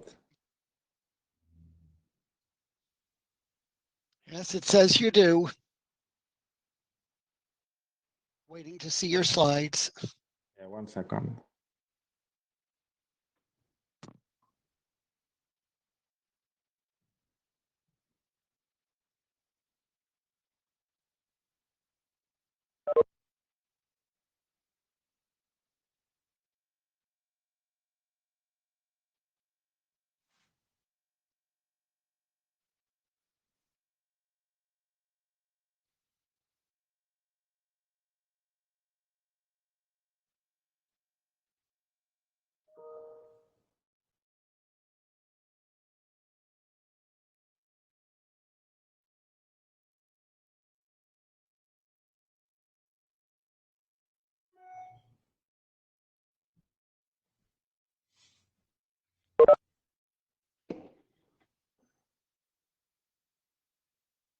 Hello? Sorry, my WebEx just crashed. We can hear you. Yeah. I do have the ball already. You appear to. Okay, now I can see my slides. Yeah, you have it. Okay, can you see my slides now? Yes. Okay, great. Sorry for the. Okay, so I'm going to discuss the work that we have done on LISP plus WireGuard. This has been done by Alejandro, who is also connected here, Albert Lopez, Jordi, and myself. So all the co-authors are here, so we will be happy to take any questions. And this is rather an academic work, and the main idea is to try to trigger some discussions on what we have learned from WireGuard and what we have learned from WireGuard when applied to LISP. So the main motivation is to try to rethink the LISP security architecture from a, let's say, clean slate standpoint, and try to think about only to secure popular use cases, and not the entire LISP architecture, meaning a distributed mapping system deployment and so on, but rather maybe just one mapping system, a simpler deployment. And the main inspiration behind this is WireGuard. So in this talk, I will basically discuss what is WireGuard, a super brief introduction, then what we have done, and then some implementation and performance analysis, and finally the discussion. So what is WireGuard? So I apologize for those of you that you already know. I will try to go quickly through those slides. So WireGuard is basically a secure network tunnel, which is basically a VPN. It has been merged into the Linux kernel, so it's part of the mainstream Linux kernel, and its design principles are quite interesting if you read the white paper that it's written on them at the bottom of the slides. So basically, what they say is, so they are entering into a quite crowded space, which is VPNs, right? And they say, okay, let's take a look at traditional solutions such as IPsec and IKE. And they say, basically, they support a very large set of cipher suites and key exchange mechanisms, and they separate exchange layer from encrypted transport, right?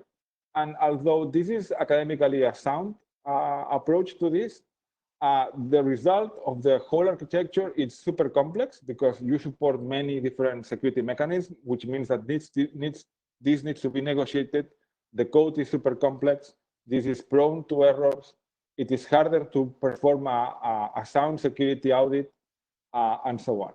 So what they say is, we will try to do something which is way less flexible. They are not aiming for flexibility, but rather for simplicity. So they try to drop as many things as possible to keep it extremely simple and have a super small code, which is simpler to manage and to audit. So this is how WireGuard works. Basically, it's a virtual interface that you bring up as a standard interface in Linux, and you can add an IP address, which they don't call it this way, of course, but we can assume that it's equivalent to what we call an EID.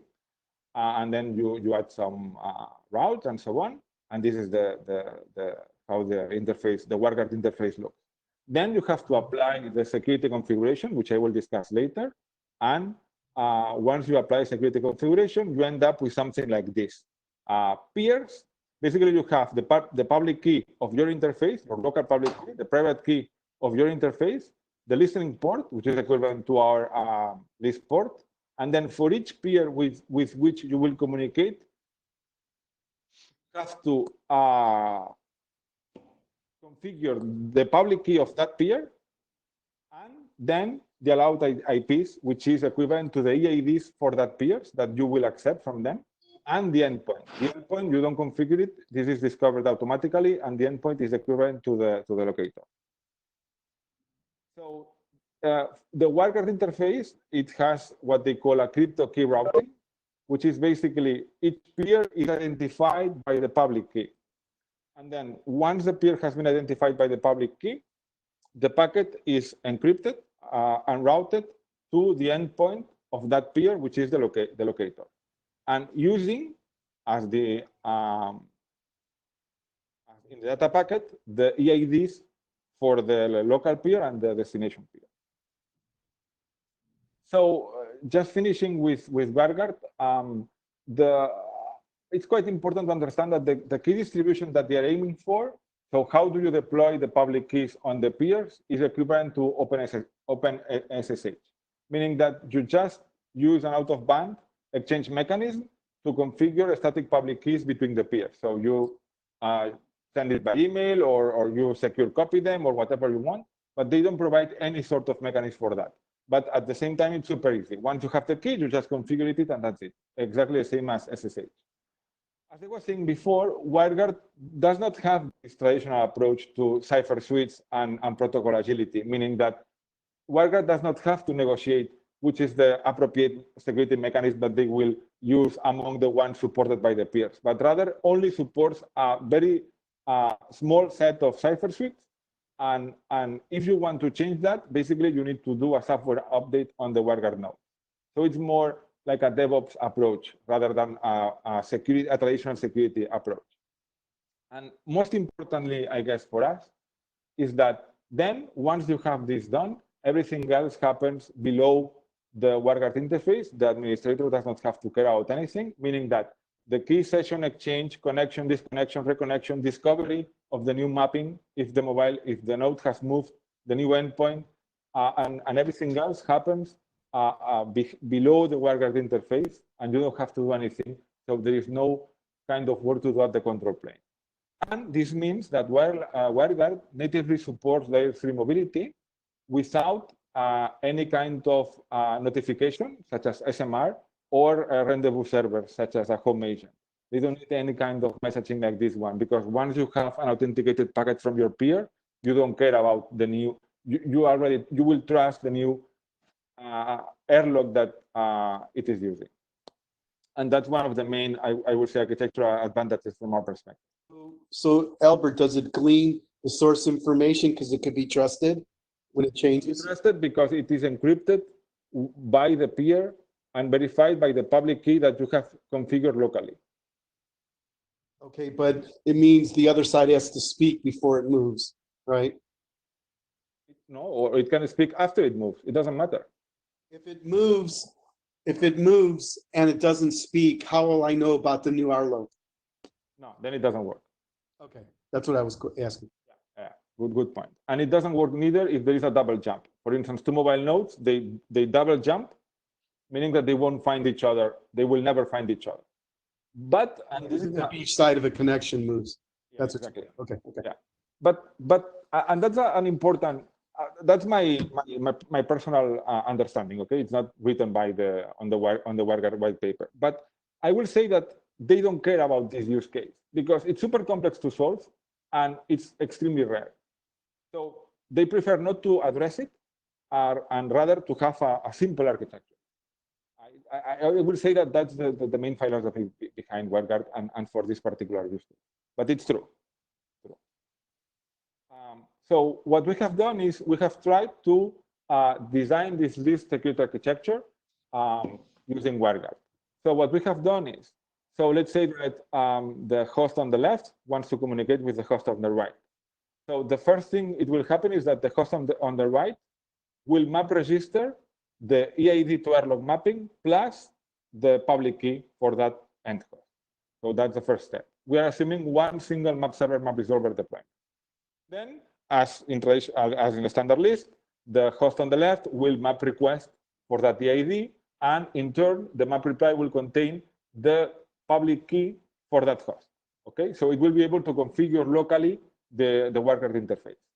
But the main difference is the fourth message, that now we have introduced a map notify that is sent from the map server to the destination peer, including the public key of the source node, because you cannot receive packets if you don't have the key of the source node. That's why you need to push the public key of the source node to the destination node. Otherwise, the destination node will not be able to receive any packet. Okay, so once this is done, then the WireGuard channel can be established. And in order to secure the whole thing, it's super simple. What we have done is we also use a WireGuard channel between the XTRs or mobile nodes and the map server map resolver, which means that fundamentally, in order to, so with standard WireGuard, you need to pre-configure all the public keys for all the nodes with which you are going to communicate.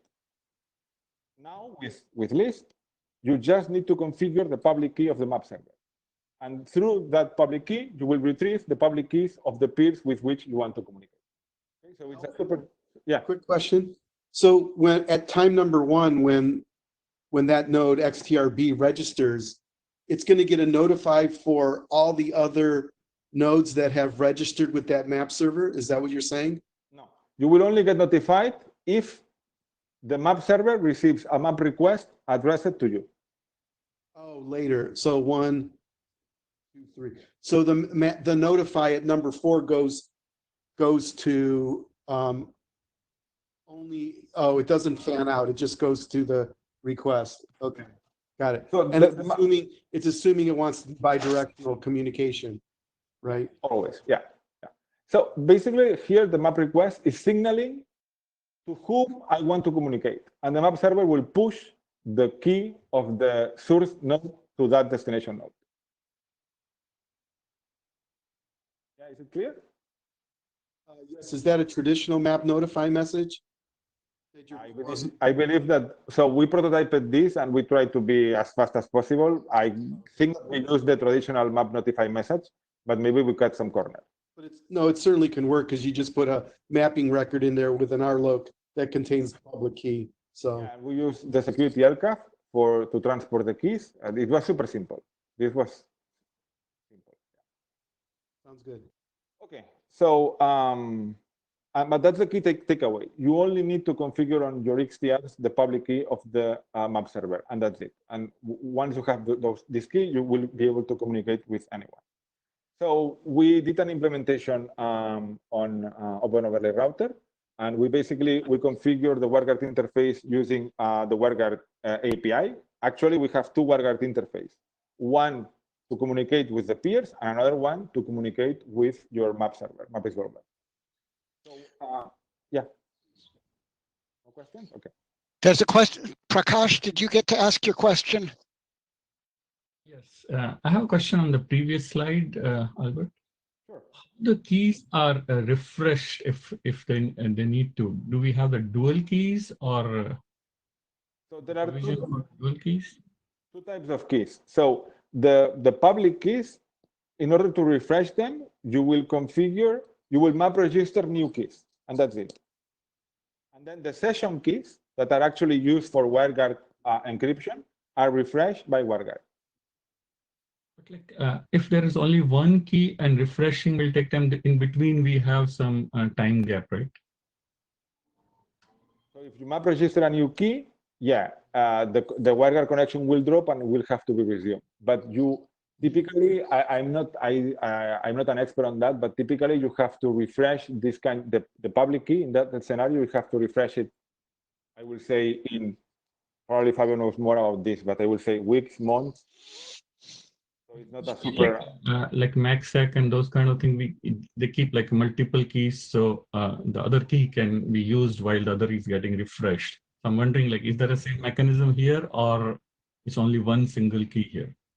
So it's one single key. We didn't prototype or architect anything related to refreshing the keys. For us, refreshing the keys is as simple as sending a new map register, and it is true that you will drop the current if you have a WireGuard connection.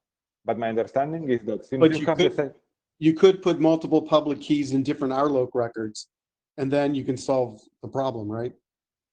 Yeah, I think that's something like that will be needed because you need to have the other key ready. Means we cannot register another one. Means let one expire and then register another one. But please recall that the WireGuard channel is not encrypted using that key. So it is encrypted using a session key. That session key is derived from the public key. And that session key is refreshed quite often. Yes, but if you lose the private key, you have to register a new public key. Right. Yeah, but it is Fabio. That is the assumption of WireGuard, right? So you have basically a distribution of the public key that is the source of trust again. So and there is a so session it's not key. so what you're saying, both of you are saying it's not as dynamic because you could renegotiate a session key at any time. So if you want to do fast keying for cache, you do it with a new session key. right. Which is automatically done by WireGuard already. Yeah, right. Where these keys are only used, the asymmetric keys are only used and rekeyed only when you lose a private key, right? And that doesn't happen as often if it's protected. Exactly. Yeah, that's the point. Yeah. Or I think that there are some security policies where you have to refresh your keys each month or years. I don't know exactly, but it is not certainly very often. It's the same model of OpenSSH, right? You refresh your public key. I mean, I'm sure that by each of our companies there's a policy and you need to refresh it every 6 months or whatever it is, right?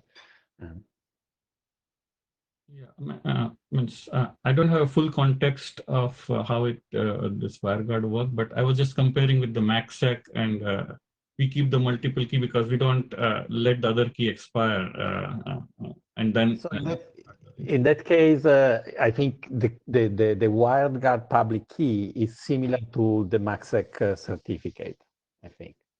No, in MACsec, there are multiple encryption keys that you use. There's symmetric keys. But they are all derived, right? Now I don't remember. It has been some time since I looked at MACsec last time. Just kind of indicating that we can take the discussion further. If it's already there, that's fine. I just wanted to, because I think this I see in the general map server communication as well. If let's say we need to renegotiate the key, that is like a kind of takes some time, and especially when the deployment has a lot of XDRs.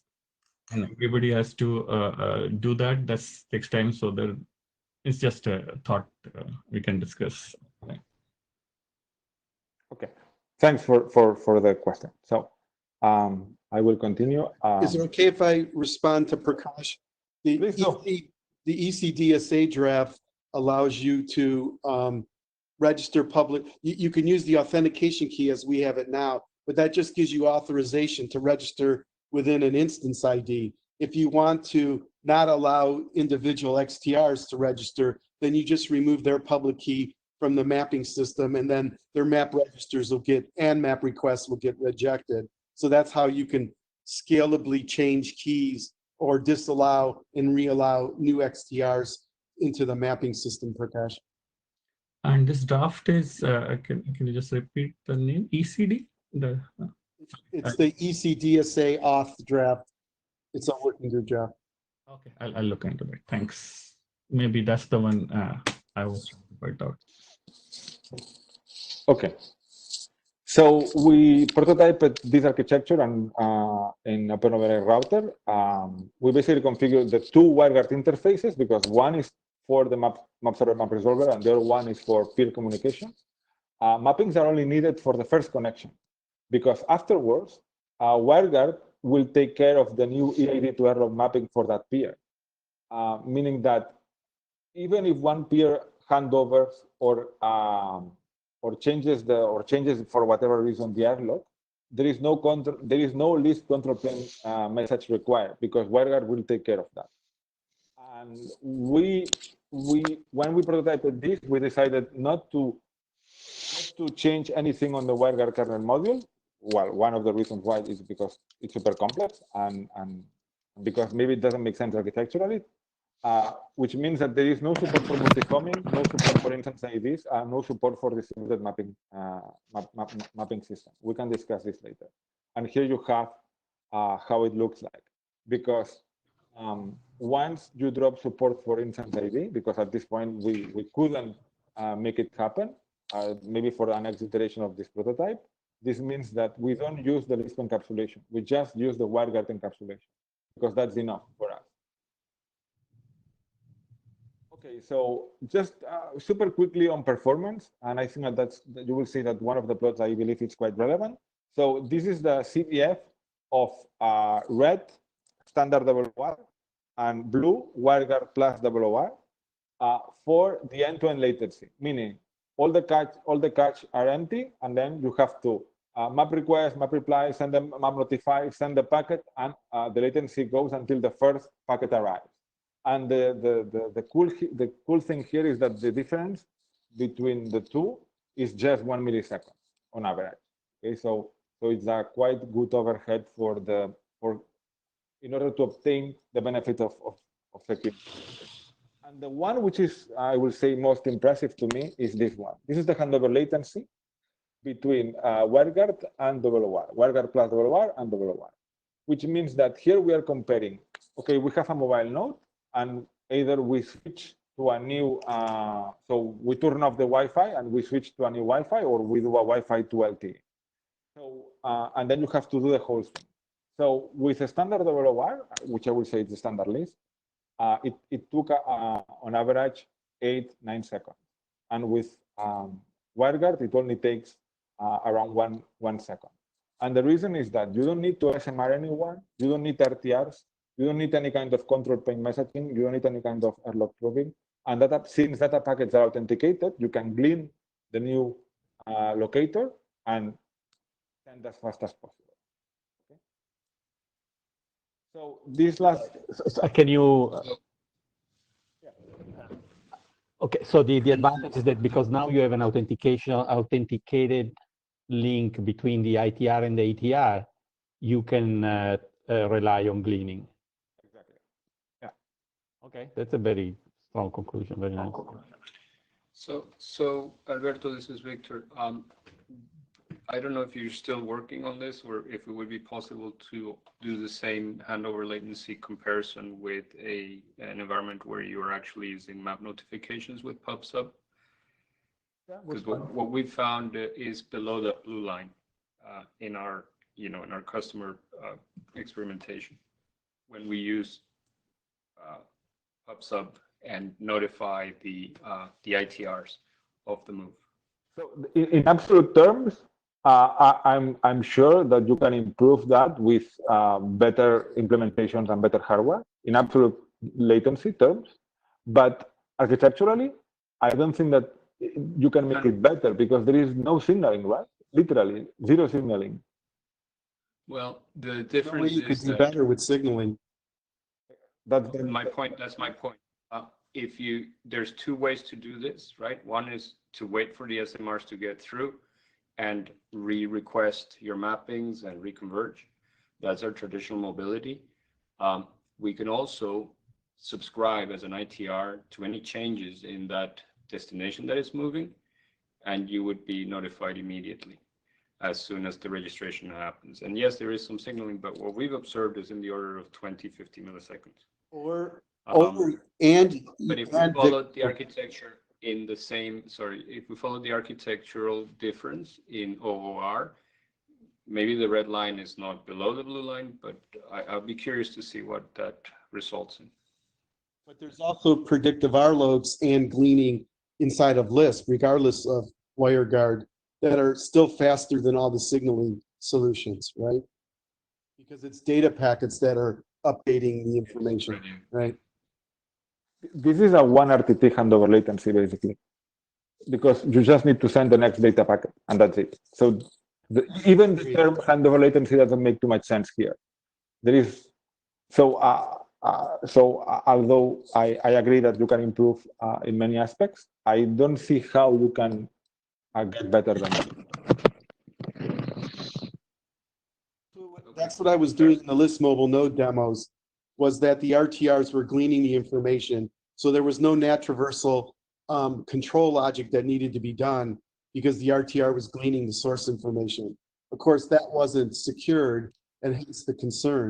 But here we have the security, which makes it a really good solution. Yeah. To make one comment, I mean, this is a great example of, for once, security is not making things worse. Yeah, exactly. But it's making things better. It's pretty interesting. Yeah, and that's a very good comment, because it's not only making things faster, but also making things easier, because it's no control-based signaling at all. You don't have to think about PubSub, SMR, nothing. It doesn't matter. Because well, if you look at the history, and here we are both friends, right? Dino had this original vision, right, of relying a lot into gleaning for LISP. And basically that vision was beaten out of LISP because of security. And if we can bring it back by using you know, something like this, that's pretty cool. I agree 100%. In fact, I think we should write a simple internet draft that describes the map notify advertising public keys, and then we can use the gleaning approach and have fast handoffs. I mean, I don't know if you had plans to do that, but we could do this in LISP proper by distributing the public keys. And you know what you've just done is you built even a better decentralized mapping system, because there is now mapping system, right? Only to retrieve the key for the first time, and then that's it. Right. Yeah, exactly. Oh, right. Oh, to bootstrap the whole process. To bootstrap, but after that, you don't need it anymore. Yeah. Yeah. That is a nice concept as well, right? I mean, the fact that you use a traditional mapping system and then you bootstrap an infrastructure that has a set of properties that are nice. So that's what the blockchain world does. They have seeds that bootstrap peer-to-peer communication. So it's the same idea. So it's yet another way of doing decentralization. Yeah. So is there space to define the equivalent WireGuard functionality natively in LISP so that it's not LISP plus something, but it's inherent to LISP in a secure mode? So in this case, we don't use LISP in data plane. We only use WireGuard. And what we are missing from LISP, I will say the most important feature is instance ID. So if and one of the discussion items was how we could introduce instance ID in this architecture. So the answer to your question is yes, but to me, this is already WireGuard, right? So this is WireGuard plus instance ID. Or are we missing any other feature of the data plane LISP encapsulation? Yeah, Well, Mark here. Yeah, I would say, especially related to this slide that you're showing, multi-homing would also be a challenge, right? In combination with gleaning. Yeah. Right. Fully agree. Those are the two features which are not supported by this prototype and which by far are the most relevant. So let me just put ELPs and not traversal. Yeah, no, not traversal too. Yeah. Open the up on. I think there's a big menu. That's why I'm thinking if we could incorporate those mechanisms in LISP, maybe that's one path to research and explore. There is another aspect I would like to highlight on the trade-offs that we are making, because this is an excellent result, and I love what you guys have done. And another thing that this, on the other hand, another thing that this complicates is the forwarding of data packets. So, and we rely on that a lot in mobility today, right? In LISP and in EAD mobility. And Mark can comment probably on that since he's an author of the draft. But here, if you are an old IP for a given EID, right, an old airlock for a given EID, and you receive a packet, it's really hard for you to forward it to the new airlock, because you need to establish the new security association and all that. Meanwhile, in vanilla LISP, you can just forward it and that's it. I'm not saying that this has a showstopper for this, but it has some trade-offs that we need to consider. Yeah, I fully agree. Let me jump, because this is literally my last slide. So, and I think that many of the questions that you guys were asking are pretty much somehow here. But this work is basically can be understood as two different things. So first is a LISP security architecture, but it is also a control plane for WireGuard. So the same work can be understood in two different ways. As I was saying, it does not support multi-homing, it does not support instance ID, and it does not support the distributed mapping system. And that's my personal opinion. I think that what at least by doing this work with Alejandro and Albert, we have learned is that maybe if you narrow down the use cases or you simplify a little bit what you really want to achieve, it's easier to come up with the architecture. So let's say the unicast. So if one node, the fact that you don't have a full duplex communication, it complicates things a lot. Let's assume that you always have full duplex and that's it, because things are way easier. Or this is super simple when you have one single map server map resolver. Once you start having a distributed map server map resolver, then everything is super complicated. Probably most of the use cases today in LISP are deployed with just one single map server map resolver. So correct me if I'm wrong with that. But what I'm saying is that by assuming something, everything else gets super simple. And maybe we could also try to target those kind of scenarios and not support all the features and all the scenarios all the time. So that's it for my presentation. That's a big lesson, this Fabio. I mean, that's basically the main lesson of WireGuard, right? While we have been busy in IETF for many years, right? In all the possible option of security. Basically, this group came up and say, well, I mean, we really need to just establish a security association. That's an easy way to do it. Sure, there is a list of features that we cannot match with that, but it serves quite a lot of use cases, right? So. Yeah, this is Victor. So I think definitely something to pursue further. One big difference is how much do you do on the host versus how much do you need to do on network devices. I think that's where things get a little ugly for us from a multi-homing and other perspectives. Interestingly enough, your second to last bullet was exactly what, and I think we've run out of time, but what I was intending to discuss today was the need for a distributed mapping system from the Civil Aviation Organization. So, it doesn't mean that in every system we have to do that, but ironically, this is a system where a good, scalable, and fast mobility solution would be extremely welcome because it's about connecting airplanes. Yeah, good point. But it's distributed, and it's distributed across governments and countries, and it's a complicated beast. But yeah. This is really cool. You're still going to give your presentation. I'm willing to stay if others can, and if others can't, they could drop off. Yeah, I can make it at least. Luigi, you're called. I mean, we are over time, but if you're willing to keep chairing this, I'm willing to let him run. I would problem. Let it run. If people have other commitments, certainly they can drop out. Somebody else needs the room. That's one big deal, right? And Victor will stick around and do the presentation. Other than that, I do want to say, since I complained to folks on the list, I really appreciate the engagement and discussion we're seeing here. This is what it's for. And it's also the other thing that is interesting, Joel, I totally second what you're saying, is that the virtual thing is not hampering the discussion a lot. I mean, we're being able to, I think, bring on different perspective, different point of view, and this thing works. Our minute taker will be dropping off, and that's fair. So Padma, just note in the minutes that he's presenting the last one over time, and don't worry about capturing anything more. Thank you. Thanks, Padma. Hi, this is Jordi. I can volunteer to take minutes for the rest of the meeting if you want.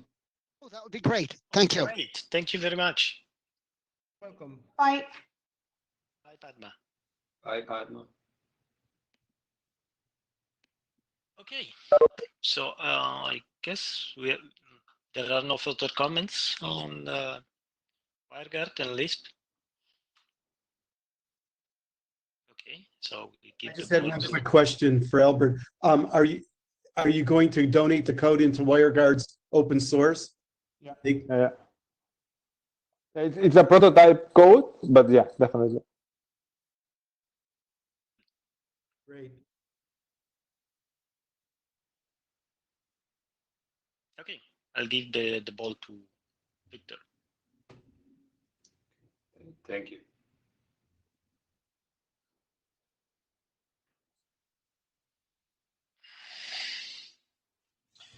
Okay, so I'm going to talk a little bit about Mapping System Federation. It came about in the context of an overlay application. So that's how it maps to the overlay discussion. So I'll do a quick ground-based Lisp refresher. This was the design based on overlays that was put together for the Civil Aviation Organization Network, which triggered the thought on these requirements. And then we'll talk about the requirements for federating a mapping system across multiple organizations. And, you know, we can cap it at any time. I mean, this could roll on forever. So we're on a slippery slope by extending the time. So we could cap it at 20 minutes if that's okay. And we'll see how far we get into the solutions discussed. But my main goal is to actually get people thinking about this, because I think we will get better results by having everyone put their heads to it and see what ideas come about in terms of creating these systems. So the problem that was being posed to us by the Civil Aviation Organization was that of their global network for connecting the airplanes, right? And the airplanes are connected for several reasons. Some of it is traffic that goes back to the manufacturers. Some of it is traffic that goes to air traffic control. Some of it is traffic that goes back to the airline. And they have these radio regions which are all bespoke. They're either satellites or ground to sky links, and there's all sorts of different radio regions, and they're all interconnected by an IP network, right? And what we were solving was the mobility within that IP network, and it was mobility within an IP network that was built by different companies and different governments. And I said east, west, south here. It's not really a geographic type service. Sometimes you'll be in the same geography and you could be multi-home to different providers. So this is more of an abstract view of things, but you could have Inmarsat and Viasat in the same region, and you could connect to both, right? So one of the big things was to solve this multi-homing between two different regions, which resulted in basically multi-homing to two different providers in the LISP network. And by the way, this inter-networking region is the area where LISP would be enabled. And the other problem was simply the moves across, right? So multi-homing and moves were the thing that triggered interest in LISP. Now, because these are handled by different organizations and different governments, there are different preferences in these. And some of these organizations are very keen on using LISP. Some of them are very keen on using proxy mobile IP. And that's still a matter of discussion. But the key thing is that we want to create a global network where there is mobility preserved. And that's why we proposed the overlay model, where all of these different regions, whether they use LISP or something else, would actually meet in the overlay in the center, right? And each provider would own and operate their own set of, in the case of LISP, XDRs, border RTRs, and map servers. In the case where it was proxy mobile IP, they would own their own components to a border RTR or XTR in this case that actually fed into the overlay. So one of the things that became evident was that the providers already have peering agreements amongst each other, and those have been heavily negotiated over time, right? And that allows them to not have a third-party broker the connectivity amongst them. And they want to move that forward. So there wasn't an environment where we could propose an overlay operator that owned a global mapping system and simply provided service to all of these.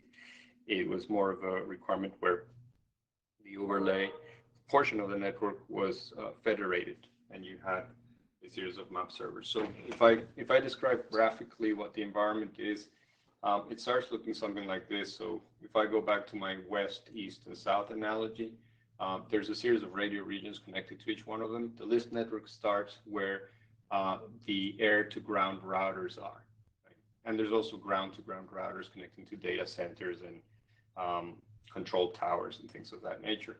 But this would be one service provider, another service provider, and they have established BGP peerings amongst them, right? And that there's contracts and everything is in place for that. That, in a way, is our underlay, and that's the way we've been looking at it. For us to give the different providers a certain degree of independence in terms of what they did, we proposed the overlay so that they could combine different methods of using LISP, or even have some islands that were not even using LISP. And that model was proposed originally with a single mapping system, and therefore you could see that the question arose in terms of who actually manages this mapping system. So fast forward, the thing that made sense was that everybody had a presence. Every service provider would have a presence in that mapping system, and we have things like DDT that we could use to do this. We could do this. I mean, in the early days, we did things with BGP amongst these. But the problem that we have, and why this becomes hard, is not just the fact that I want each one of these guys to own their mapping system presence in the overlay, but also the fact that these airplanes move from one region to another, and if the airplane moves into a different country or into a different provider, they've been very clear that they want to preserve all the registrations for that airplane in the region. So their policy is we are going to align location or attachment to the network with me being the authoritative point of registration for this. And their understanding, right or wrong, and we could provide some better guidance there, but their understanding is that by owning the registration, they are in a position to also control the policies by which traffic is forwarded to and from that aircraft. Quick question. Yeah, go ahead. Last slide. If the plane moves to a new region where the registration is preserved, does the authentication key change, or does it stay the same? It would have to stay the same, right? If you wanted seamless, registration, right? Yeah. It has to be seamless. But that's a great question. I mean, a lot of the discussion around security with ICAO has been centered around encrypting all the messaging, and they haven't really been concerned much about the authentication key. I guess the assumption is that anybody playing in this field has access to the info. But yeah, it would have to be preserved. So one of the things that I would like people to think about is that this is not necessarily a overlay specific problem. It came up in the context of an overlay application. But in general, if you simply think about those border or encapsulating tunnel routers that separate the sites from the overlay, those, for the purposes of this federation, are basically XTRs. right? They will register, they will get notifications and so forth. So we can generalize the problem to simply a federation of mapping systems where mobility is supported, and more importantly, where the policy for those mappings would be controlled by the mapping system in the region you attach to. And it will also be subject to any peering agreements that there may be between the providers. So if there is a flow between the West region, an aircraft in the West region, and a manufacturing facility that is in the South region, and there is a policy between the providers that are supporting that connection, or an agreement between them, then we should be able to honor that. And in order to honor that, we should be able to understand at resolution time the source and destination points of the flow, right? So which did the originating RLOC, was it in which region was it in? And the destination RLOC, which region was that in? So that we can then say, okay, yes, you are allowed to connect directly, or no, we should be putting you through an ELP. Different things that we could do, but that awareness is important. And also they are very adamant about having the endpoints register with their resource, right? So there's those two things, and we're still working with them to get more crisp definition of what those policies could be. But it was one of those things that when we shared in the room, well, maybe you can anchor all the Boeing aircraft to one mapping system, and all the Airbus aircraft to a different mapping system. Everybody lost it. It's not how they operate. So this is in a way a summary of some of those requirements. So the EAD should be in full control of the SP they attach to. I think I've talked about that quite a bit. We should support the peering agreements by different mechanisms.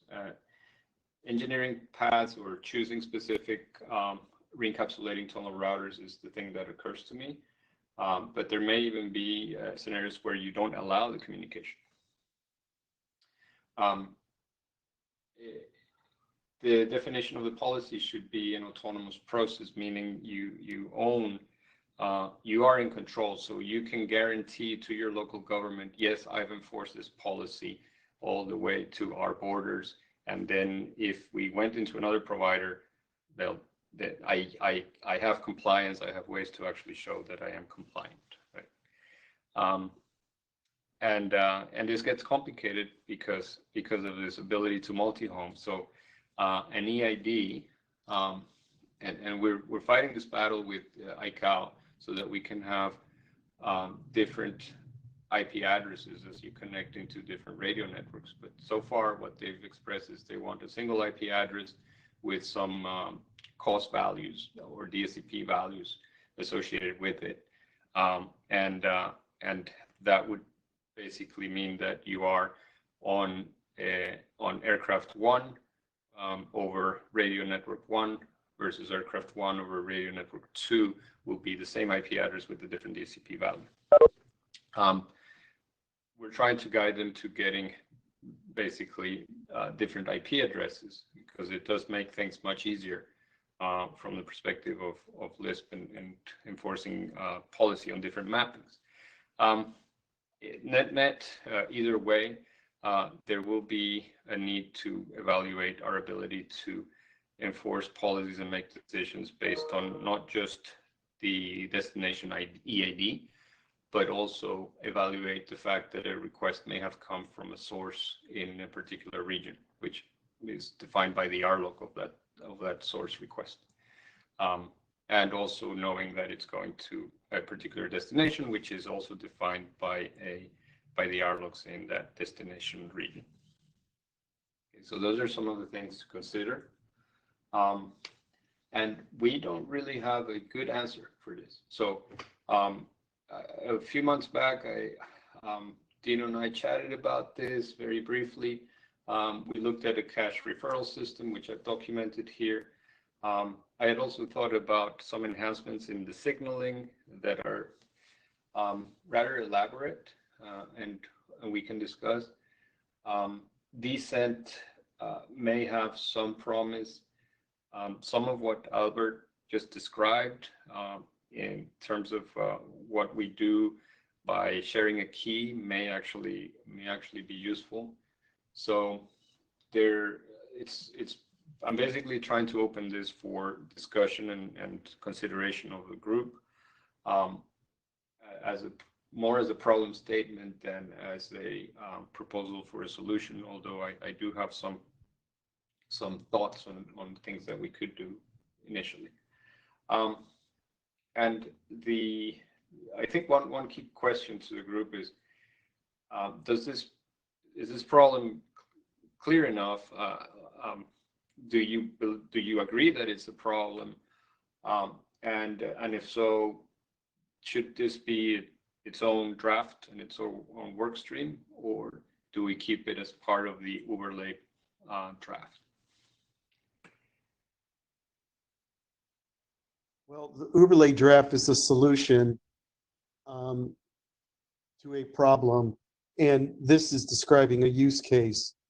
Do you want to couple the solution and the use case, or you just want to define what the use case is and what parts of standard LISP can be used versus what new things need to be developed?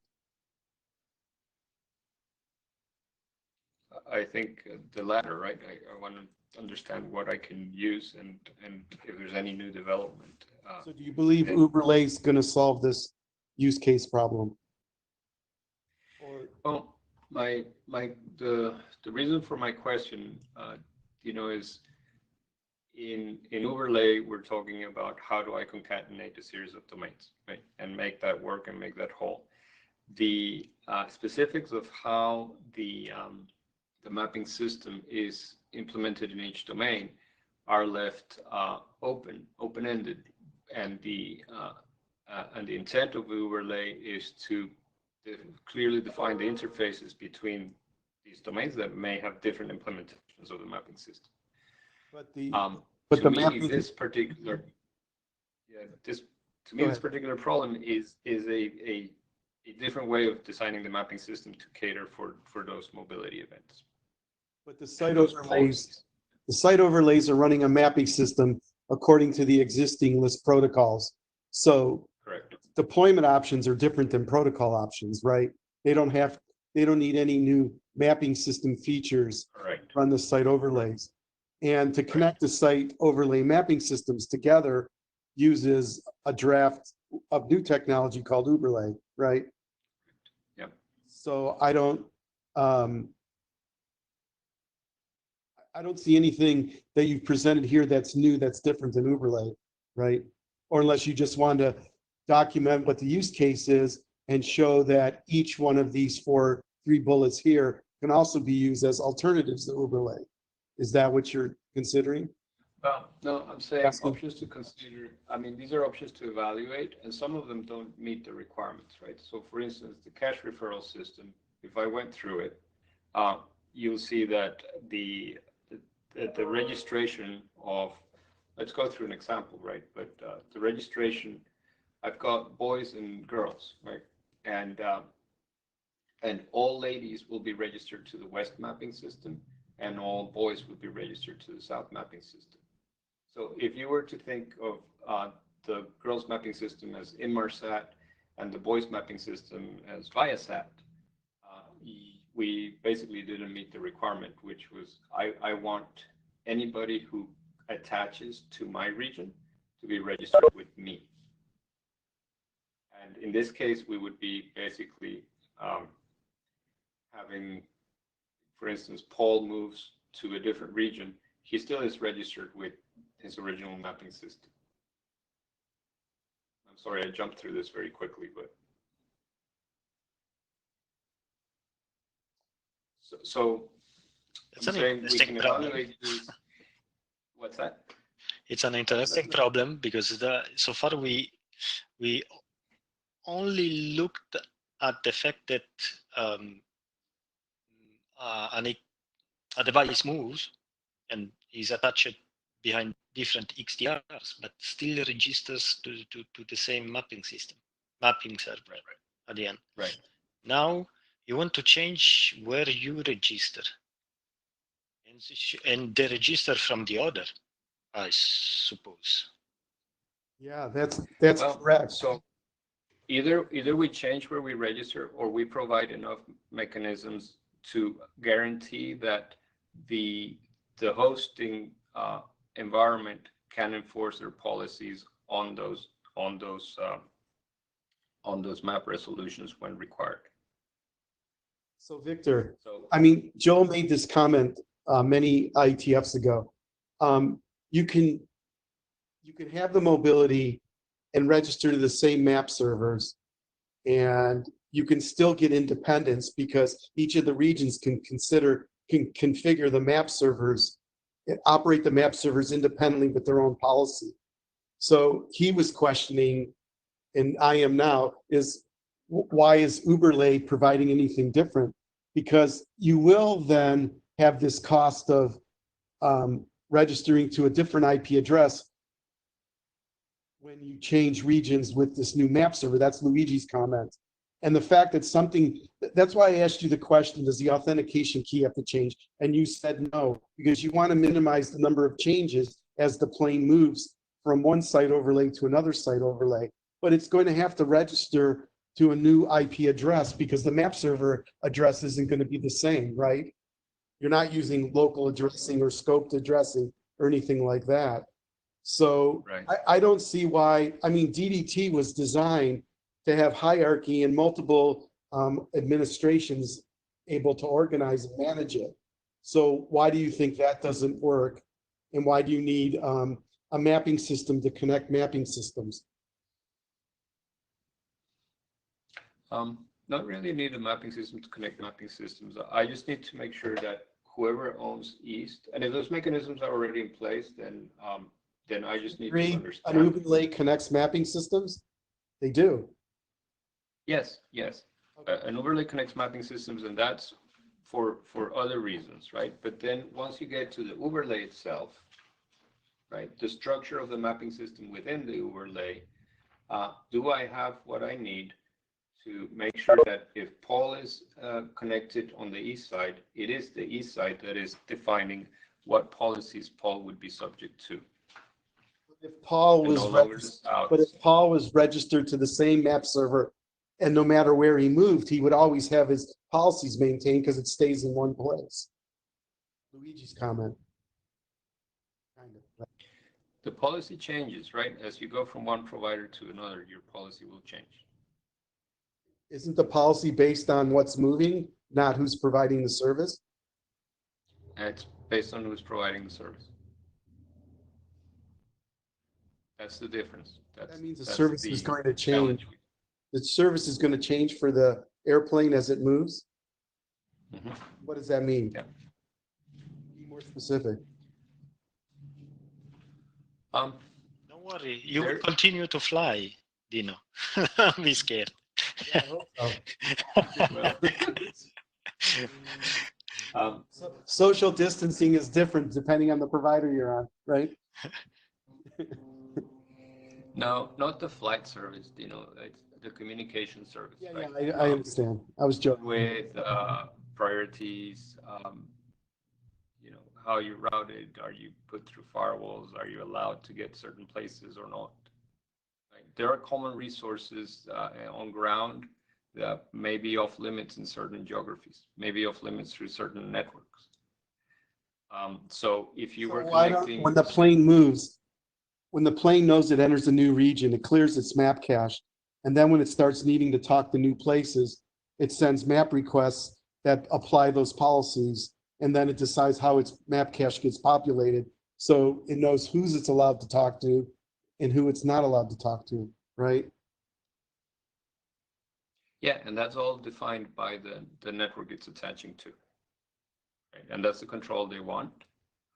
If we don't have to have the airplane explicitly register with the mapping systems that are controlled by that provider, that's fine, as long as we can show a way to enforce the policy. That's an important point you just made. That means it's not required to be the provider that's giving you the underlay doesn't have to control the mapping system. So you're saying it doesn't need to be in that site overlay, which is good. That simplifies things. No, it needs to be in the site overlay. So I tried to simplify the graphs. This is the overlay only. Between POL and XTRE is an entire LISP network, which is the site overlay for that provider.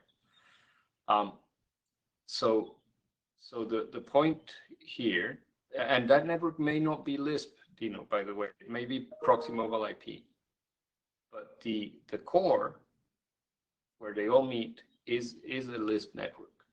So the point is, if the East provider can guarantee, if we can guarantee to this provider unequivocally that when somebody connects to their network, even if they continue to register with somebody else's map system, they do it through through their East infrastructure, and the East infrastructure is in a position to enforce their policies, then problem solved. I don't need to take over the registration. I just don't know how you do that without taking over the registration. Deep dive into what do you mean exactly when POL moves and it registers to another mapping system? Is he registering to a map server that's in the other site overlay, or what do you mean? Explain more of that.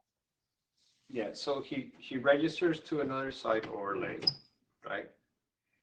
And that registration in that other site overlay.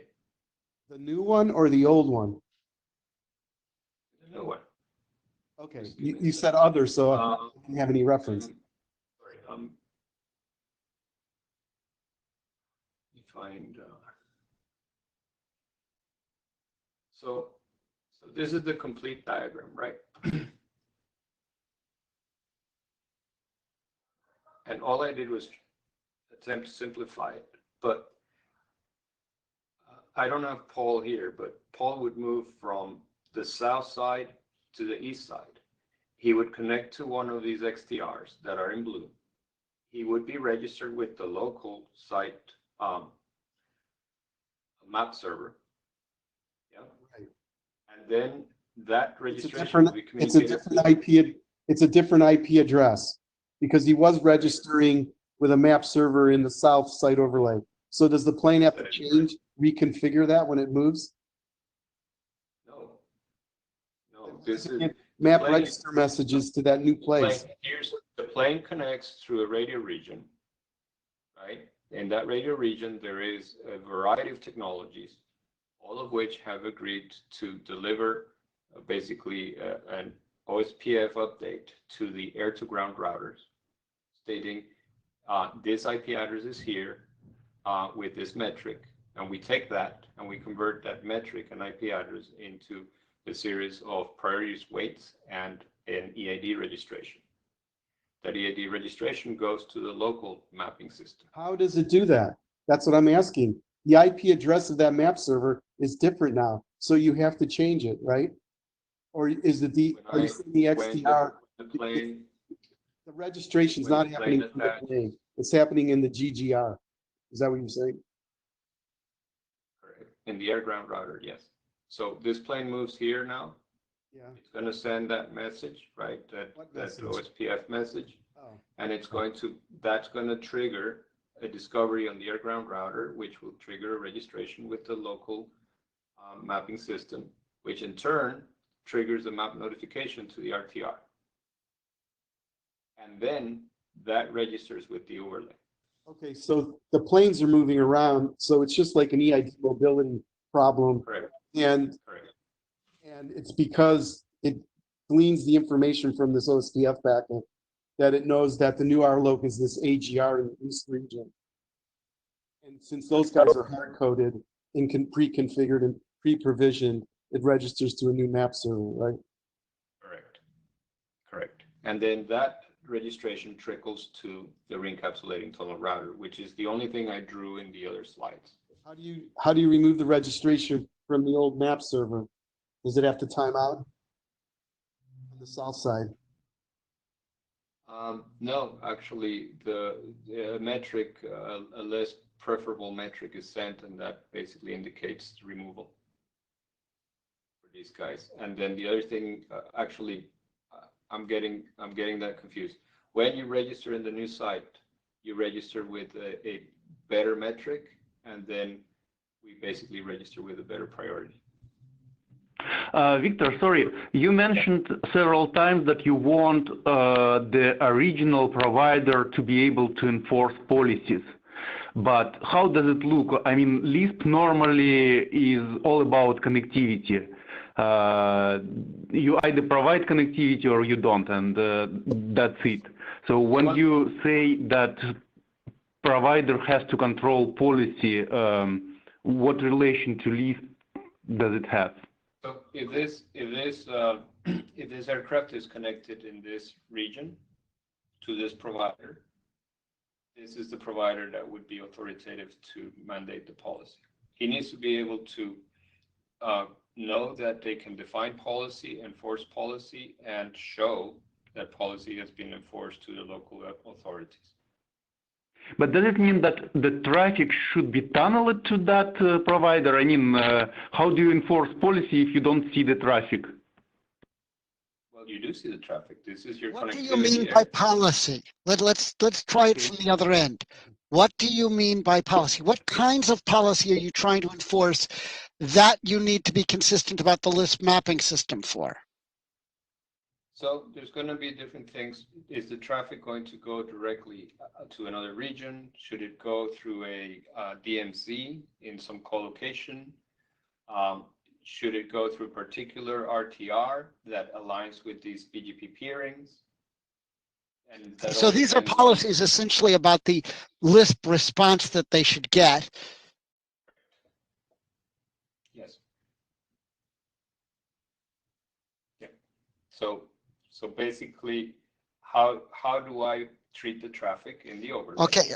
Based on where I'm connecting. Yep. And where I'm trying to connect, or where I'm trying to communicate to. I mean, the whole point of LISP is to get your LISP connectivity independent of your underlay connectivity. And what you're saying here is you need the LISP policy provided by the underlay provider, and therefore the client, the airplane, must connect to the LISP mapping system in this domain. I mean, there's lots of, I'm not objecting to the abuse of LISP, that's okay, but it shouldn't be surprising that you need to change some behavioral things. And the biggest problem is you have to force a flush of the caches.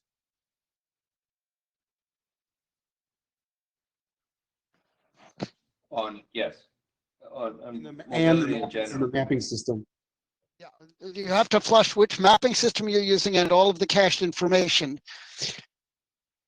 And that's Joel, the caches on the XTRs at the site overlays always encapsulate a default to the edge routers. So a lot of them don't have to be updated, right? But the mapping system, I'm assuming the airplane is participating in the LISP. Otherwise, this is all a non-issue. It is not. That's the thing that Victor didn't make extra clear. They're assigned EIDs and they just send messages to an air-ground router, and the XTRs are on the ground. Did I get that right, Victor? Then they automatically change XTRs, and the XTRs already are bound to their mapping system, and I don't understand the problem. He's right. I mean, you have to use the same EIDs. You have to arrange to be able to keep the same EIDs if you want things to work, keep TCP connectivity and the like. But if the airplane is not participating in the LISP, then the airplane moves. Fine, it talks to a different XTR, and lo and behold, it's talking to a different mapping system. But that XTR doesn't talk to the same mapping system of the old XTR the plane was attached to. It's a different mapping system. You have to get the registration across somehow, whether you use Uberlay or just LISP, I don't care. But the thing that the XTR is talking to that applies policy to its answers is separate. Correct. That is all absolutely correct. I mean, from where I sit, what you're really doing is there is a common LISP mapping system and it's just that the leaves are allowed to apply policy to the answers, and you're implementing it funky. Okay. Why do you call it funky? Because there's another mapping system that connects them together? It's not one of the standardized ones, that's all. Oh, right. Of course. Which is allowed. We carefully segregated this. You designed this degree of decoupling from the beginning. Why can't the overlay be a set of root and DDT nodes that connect the map servers that are sitting in each of the site overlays? That was kind of the question you asked a few IETFs ago. That's the discussion, right? So if I now take my single, so now that we've got the different sites, right? And you guys articulated much better than I did, that when a plane moves from one site overlay to another, it will be registered with a different site overlay mapping system, right? That registration, take this airplane, for example, on the left, that registration will hit the site mapping system, and that would basically be propagated by the border router that connects to the overlay into the overlay mapping system. So actually, let's be clear. The plane doesn't register. He doesn't even know he's using LISP. Right, he doesn't. Somehow the XTR figures out the plane is there, goes, oh, this EID is now here, and does essentially LISP mobility to say, I'm the ETR for this guy now. And the fact that he registers to a different map server for that EID than where he was previously at just means that the EID is moving map servers.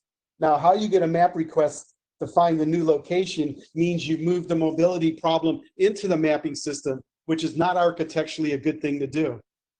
The whole point of mapping, I can understand they're doing it. You could no, it's not architecturally good, but I can understand that part of the choice that they're making. The airplane folks have a different set of constraints they deal with. Right. Yeah, well. So the problem is you don't have a single mapping service provider. So when the XTRs move around, or when the EIDs move around, you don't want to register to that original one. So you've moved the mobility problem into the mapping system, which means in the thing that connects them together, you have to push the updates around, because now you have to tell other people that are sending map requests that it's not following the DDT hierarchy, it's following some other path. And that was one of the options you were saying, Victor, is that maybe the map referral cache and the map resolvers get updated versus you try to run the referral hierarchy, right? Right. So that's one option. The other option is we move the mobility effectively into the mapping system. I don't know if the descent approach would help in this case,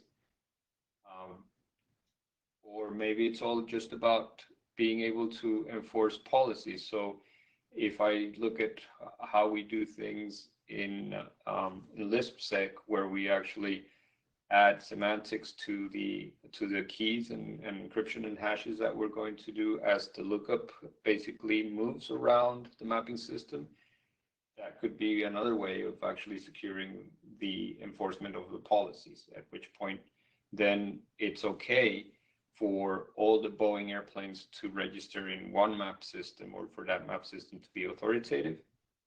But as you move around, the registrations will actually flow through the local mapping systems, giving you an opportunity to enforce the policy that you decide as a local provider of connectivity. So do we okay, Victor, do you have to enforce the policy at registration time? Could you enforce it at map request time? It's always at map request time.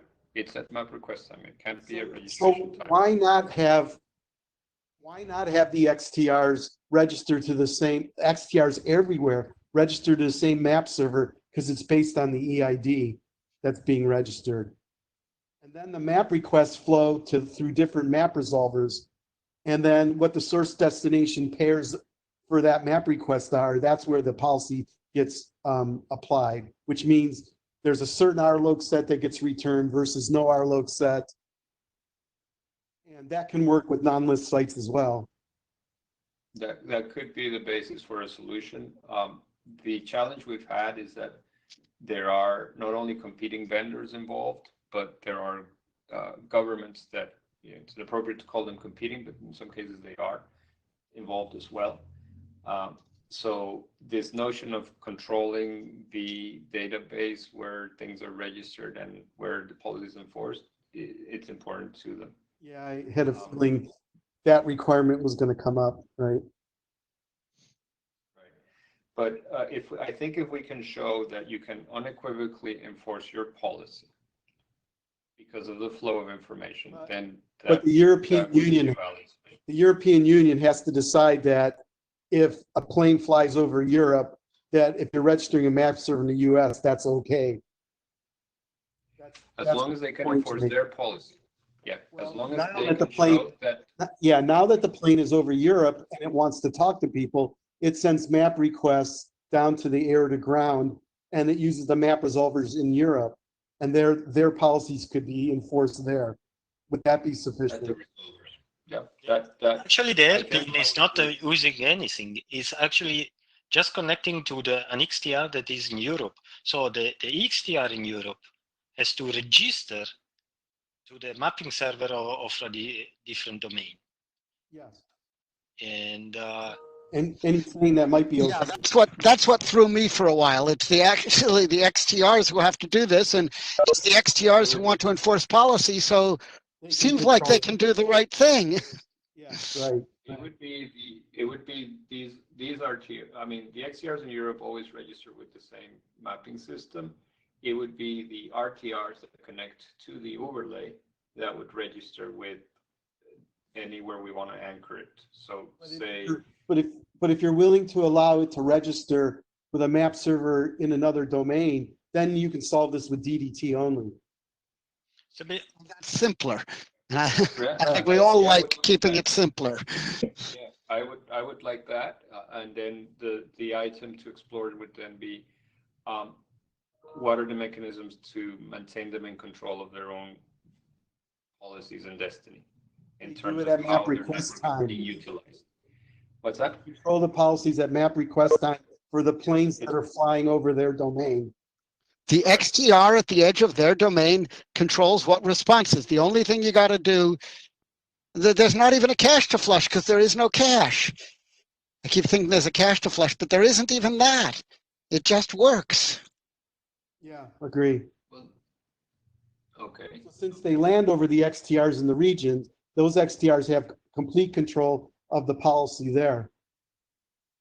Well, actually of who you send to. How you receive packets back is the opposite direction. So it's a send-only policy, right? Yeah, well, it's got to be a send-only policy. That was intrinsic in the problem definition. Yeah, right, right. Yes. Yeah, send-only subject to from where to where are you trying to communicate, which is evaluated at request time. Yep. And what you do is you make the map resolver an anycast address of like 1.1.1. And well, you don't have to do that because we're not running a list. I was going to say then you just send the map request to the same place. Is that, well, they can all share the 1.1.1 address and agree to that, I think. They don't have to. You don't. Yeah. Yeah, they don't have to because they're configured. You can have a full list. Yeah, right, right. So, well, yeah. The key is that there isn't an international organization that is going to run that overlay mapping system, right? So they all need to put a server there and, peer with each other and then decide, okay, it just so happened that the US decided to host all the Boeing aircraft, if that's how they want to structure it, right? Well, what you do is you make those routes, DDT routes, at each of those boundaries where you have that triangle. And then those DDT routes then send referrals to map servers based on the EID. And you have a 2-level DDT hierarchy, and you're done. The map servers are in each of the domains, and the routes is the Uberlay equivalent, but it's not a mapping system. It's part of the same mapping system. Much, much simpler. And you can Clarify force on the that, Dino. policy Would to that the MR. Yeah. Say again? clarify on that, Dino? Would that mean that two Boeing aircraft that are associated with the US mapping system and that happen to be flying over Europe, would the resolution go through the US, even though they both are in Europe? Just to clarify what you said. The map request would be initiated by the European XDRs, and yes, they would. Actually, they wouldn't flow all the way to the US because the map resolvers over Europe would have a map referral cache. And so they, well, yes, they would have to then, they wouldn't have to go through the routes. They wouldn't have to talk to those 3 nodes. It would have to forward the map request to the map server in the US. Yes. Be careful, there's a difference between how far does it flow and who gets to apply policy. The point is that you said, can the local device apply policy? And that it can. That's what we're trying to give you. And the What you said was the critical part, constraint. yeah, the policy has to be part of the referral cache because it's send-only based. So the map server is receiver-based, right? So in this example here, I'm trying to show only that triangle in the overlay. Right. In this example here of a referral cache, my all my nodes are populated with a list of where to go and get the information for a particular set of prefixes. So the servers policy would be, sorry? What map servers? It's like a referral cache. So that's what you have there. Okay. These map servers in the diagram, right? So west, south, and east. And I issue a map request. I forward it to the authoritative map server per the referral cache. Normally, I would apply my policy here in the south, but we're saying that we want to apply it there, right. on west, right? So the question in my mind is, if those, maybe I just don't understand things well enough, and the mechanisms are already in place to do that. But that's where I would need some help to understand that. When I get my reply, the replies in these diagrams that I put together, I'm sending the reply directly to the XTR. I think it could be proxied through their map servers, their maps. I think you don't have to do that because if the reply comes back, it could come back directly because you've already went through the policy and you've permitted the map request to continue. If the map request was denied at MSW, then you wouldn't tell MSS anything. There may be a need. I mean, it's hard to know without knowing what the policies really are. There may be a need to play a game with making sure, because everybody can agree, that the home servers provide all the answers, so that the local server, the server that the XTRs actually talk to, because we're talking distributed system, can apply policy on the answer. And you're basically running a federated system, and it's what you apply. You have different policies because that applies in different places. I'm not saying it's trivial, but it seems like it maps much better to what LISP does. Right. Okay, so keep the registrations in one place, right? So all girls on the west, all boys on the south, no matter where they move. And then if the reply comes through your requesting infrastructure, then at that point you can make sure that you enforce the policies. Basically, that's how I would suggest doing it. Yeah, agree. So then this response wouldn't go directly; it would actually go through the West map server and triangulate that way. At that point, I enforce the policy at reply time. Yeah, maybe the policy allows the request to go, but maybe the information that's returned needs to be filtered by the home side. So yes, you might have to follow the return tracks of the request. Maybe we have to, like Joel says, you got to look at the policies in detail, right? Yeah, and I can keep working with ICAO on that, but what I'm hearing is that we may not need any new machinery. This would just, the policy enforcement would just be a matter of implementation on a map resolver. That's what I'm hoping. And those 3 nodes are DDT roots of the same mapping system where the map servers are spread across all the regions. It's the EID, like always, that determines the map server you register to. Right. I think I mean, that, go ahead. it's just an idea. So the use case we are looking at is slightly different from what we are used to in LISP. So that's why, in my opinion, we had a slightly hard time to get our heads around this use case. So one thing would be have a clear problem statement, maybe written with ICAO on what the system needs to do. This is one thing. And then with the working group can express, do we have already all the machinery once we really have understood the use case, the problem? Do we have all the machinery, or we overlay is the solution? In that case, this problem statement just can go in the overlay document, or we extend the problem the statement and we say here is how to apply LISP, how it is, or with these changes in order to solve the problem. I think. Right.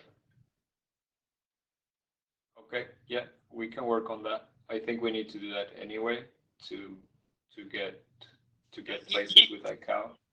Even for overlay, I mean, since it would be good to have a nice introduction in what use case you are solving. So, worst case, this text would go in that document. See? Okay. Yeah, I think this whole notion of policy jealousy within the overlay, that's more of a, you know, consortium type use case, which isn't necessarily always the case for overlay. But okay, point taken. I think we can do that. Yeah. So I will spare you the other idea I had because that one's really ugly. You are so kind.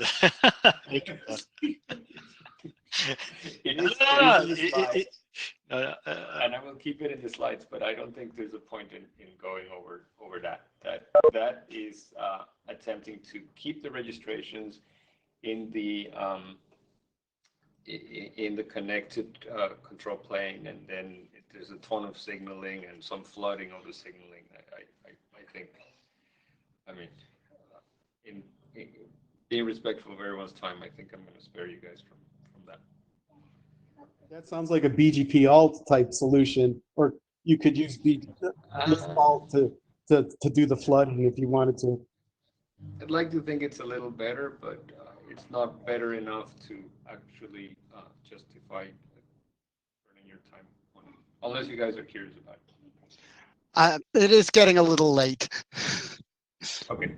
But it's a nice problem. To be honest, it's a nice use case. It would be nice if the working group helps solving it. So let me take the AI and get more precision on the requirements, specify exactly which policies we're talking about, and I think that would help everyone anchor the thinking. I mean, it's all too easy to solve the wrong problem because we can all think of all sorts of interesting problems. Right. Yeah, that's fair.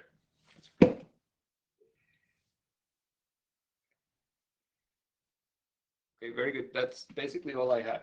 I think we touched on all the points I wanted to touch on.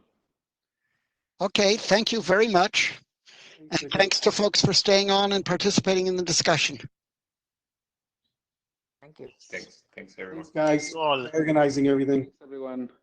Thanks. Yeah. Thanks. Bye-bye. Bye.